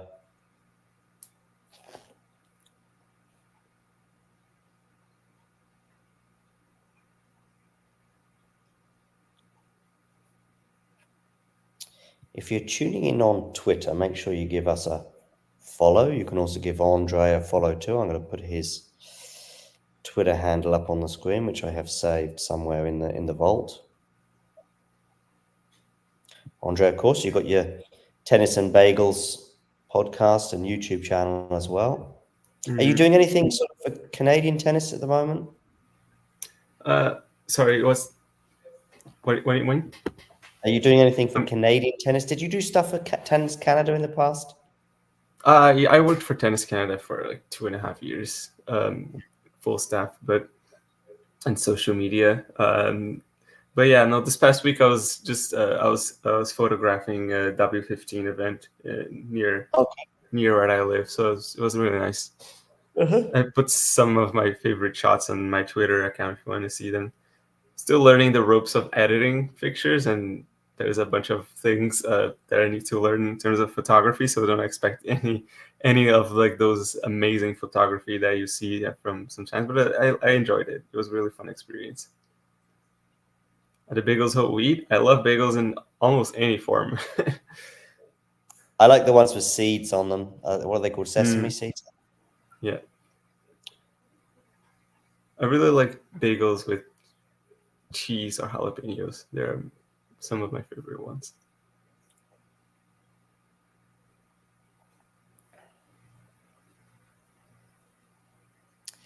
Just looking at Tommy Haas again, I've heard, and rightly so, I think we often hear and think of these tournament directors as being figureheads, faces. And I understand that when it comes to Tommy Haas in Indian Wells, maybe Feliciano Lopez in Madrid and a few other tournaments. But I can tell you lower down the food chain, the 250s who have tournament directors who we've never heard of, they are the opposite. They are basically chasing their tails for, even if they're doing a 250 and it's only a week-long tournament, they're chasing their tails for weeks or even months, and putting out fires and panicking. And I mean, we spoke to Nick, interviewed the Birmingham 250 tournament director, and he's basically asked, how much tennis have you managed to see? And he said like 20 minutes basically in the previous 6 days. That was the day before the final. And that's not because he doesn't want to watch. And yet I think Tommy Haas is probably watching hours every day, and it's very nice for him, but it's a very different job to what the tournament directors are doing. I mean, I interviewed the Winston-Salem guy, and he's having a panic attack over what's it called, earthquakes or tremors, let's say, and weather scenarios. And yeah, it's a very, down the food chain, it's a very different role, let's say. Yeah, like the job of a tournament director is very demanding. It's not something that you're just able to sit down and watch a match like that one. So yeah. Trust me, if this was a 250 quarterfinal, unfortunately, the tournament director will be panicking about other things, about staff, about weather, they're just doing more as well. They are in charge of trying to attract sponsors and trying to fight the tour to get it to to be a 500 or even just remain on the tour and trying to, boost this, keep the local community on board, trying to keep they've just got so much more. It might sound weird, but they've got so much more responsibility because the tour cuts as many corners as it possibly can to make sure that the absolute top of the food chain is fine. So, yeah, this is not having a go at Tommy Haas or Feliciano Lopez, but yeah, their job is a lot easier.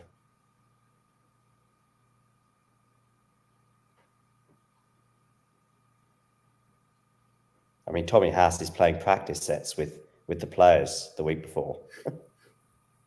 I saw him playing practice sets with a couple of players. I can't remember who they were now.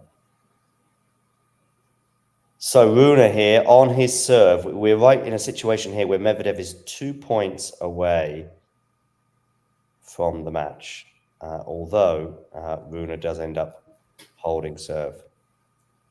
And now it's the moment of truth for Medvedev.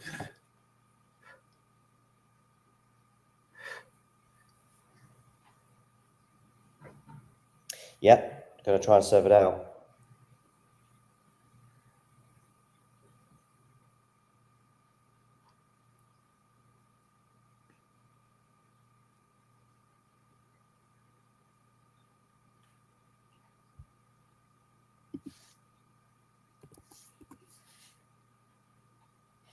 Change of ends. And I wonder what Holger's thinking now. I mean, he's staring down the barrel in some respects against Taylor Fritz, facing a match point, albeit on his serve.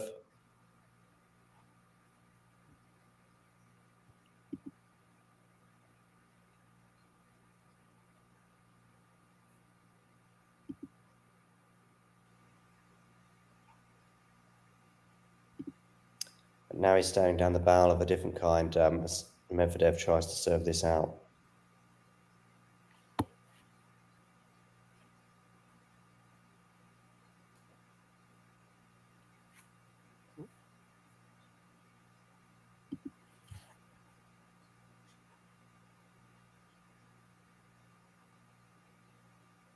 There's a conversation between Holger and Patrick from afar.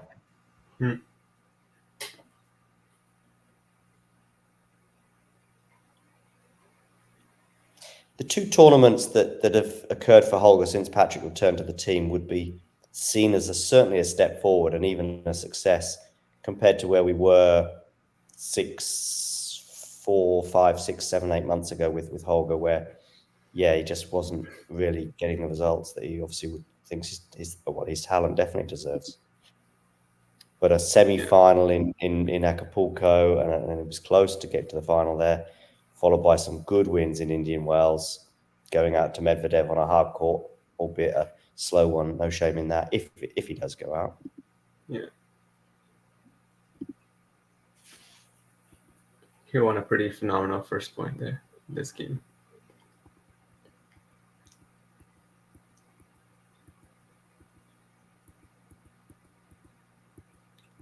Oh, yeah. Interesting decision for Medvedev in the point, lot 15.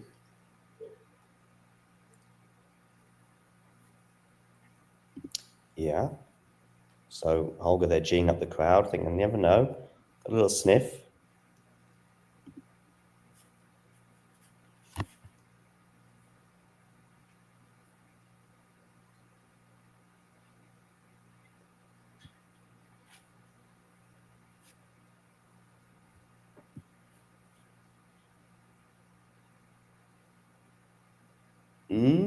And actually, Rune was on that love 15 point. Rune was in a very bad court position, but Medvedev wasn't able to punish him. So, love 30 now. Although I can see Medi ends up winning the next point.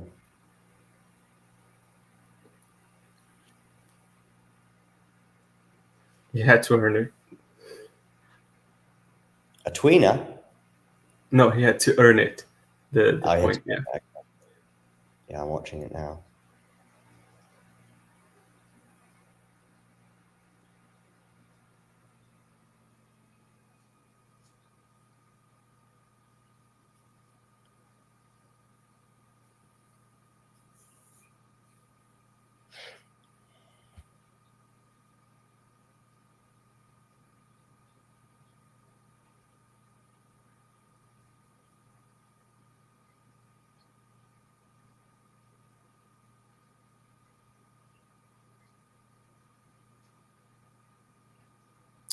So, crucial moments here.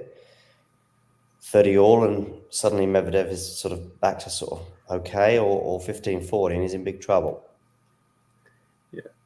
Even still, this is probably one of the best games in terms of patience and like clarity of mind that Rune has played.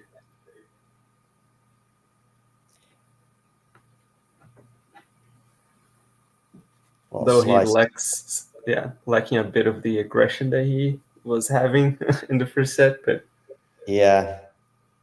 He was just going slice crazy here, and actually it doesn't work for him in the end. yeah. Maybe that was something that maybe that was something Mouratoglou said to him, to be a bit more patient. But anyway, we're at 30 all, and Medvedev is 2 points away from victory. Yeah, he needs to find a bit more balance in the Yeah. super aggression and Yeah. a bit of pushiness into this one.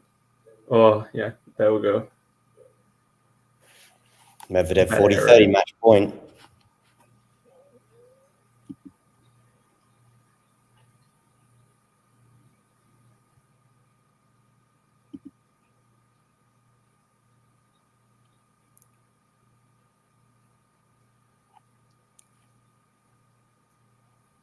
I can still see the comment, Jake. If you just scroll up, you'll find it. I left it there.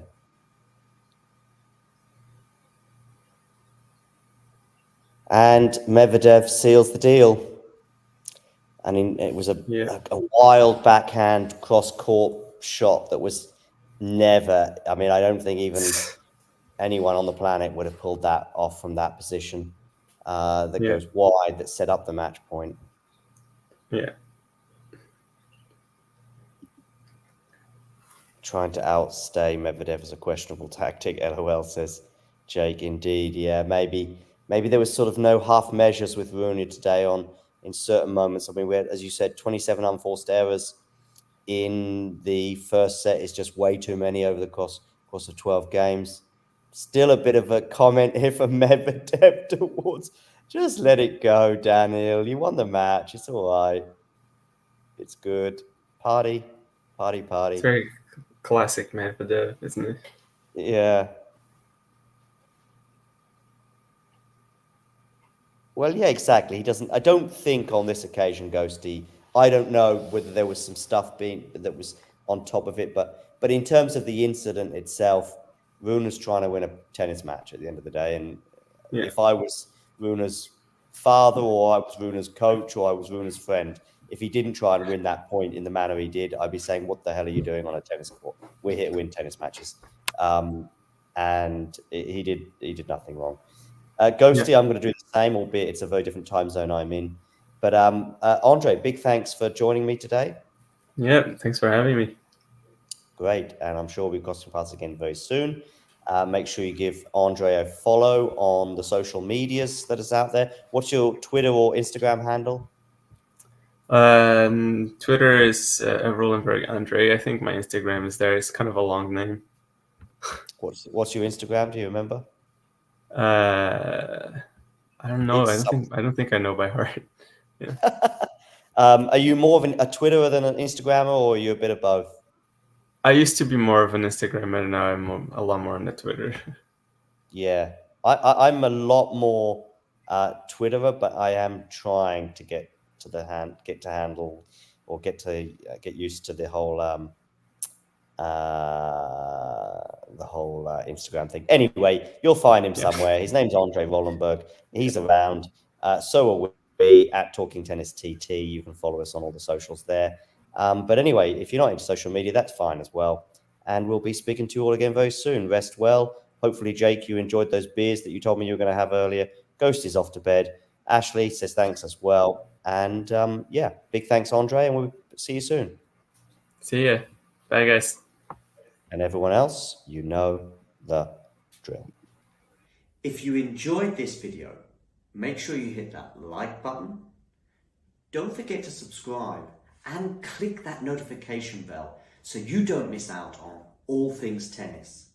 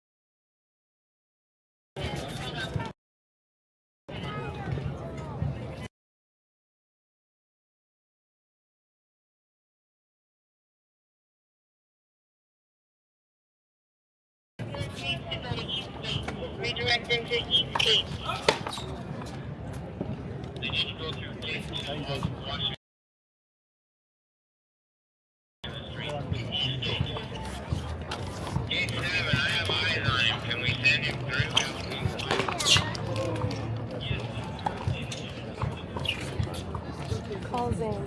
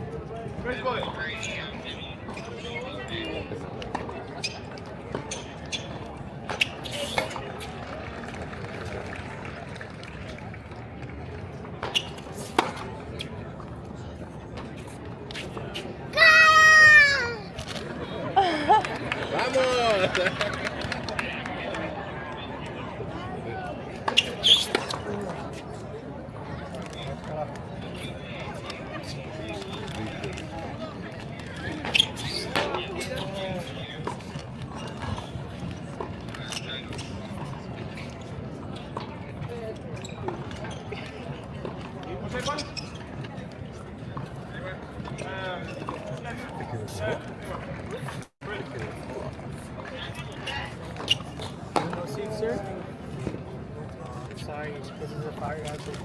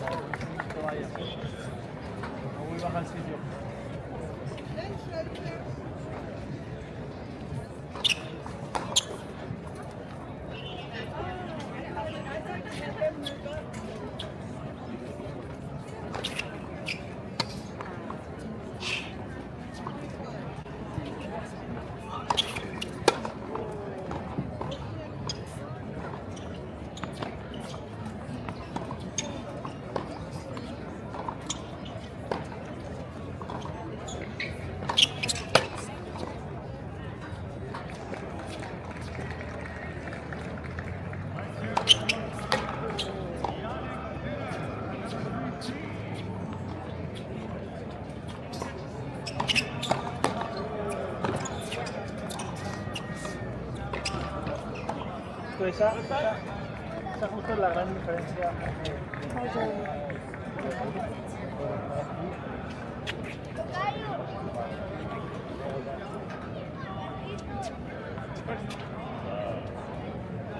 It's on ISO 50 or a certain player with ISO 50.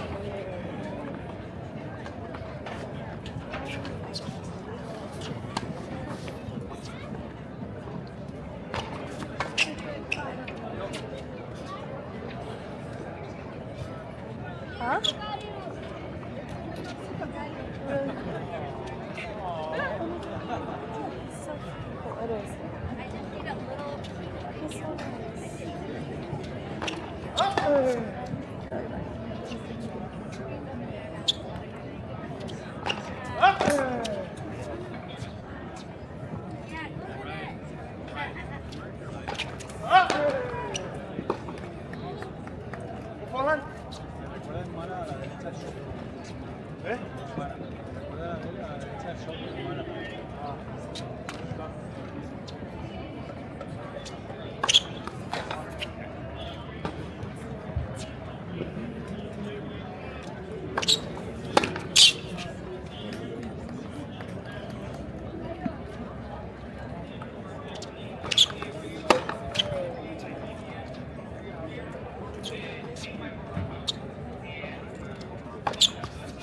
Hola, Carlitos.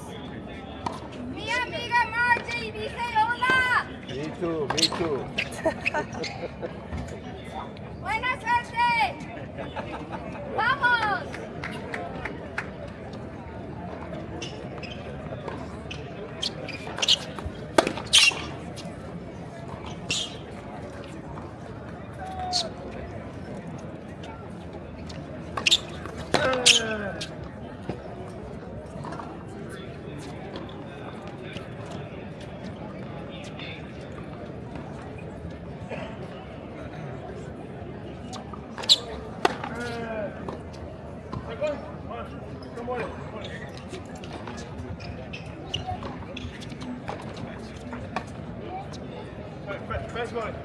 Yeah, sorry.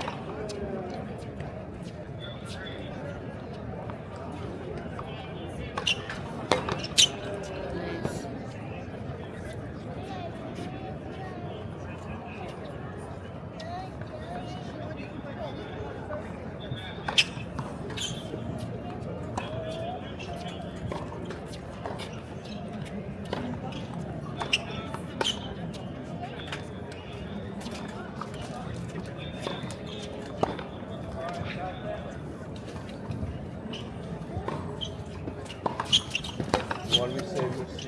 No. Come on. Yeah, yeah. Just put your backpack in.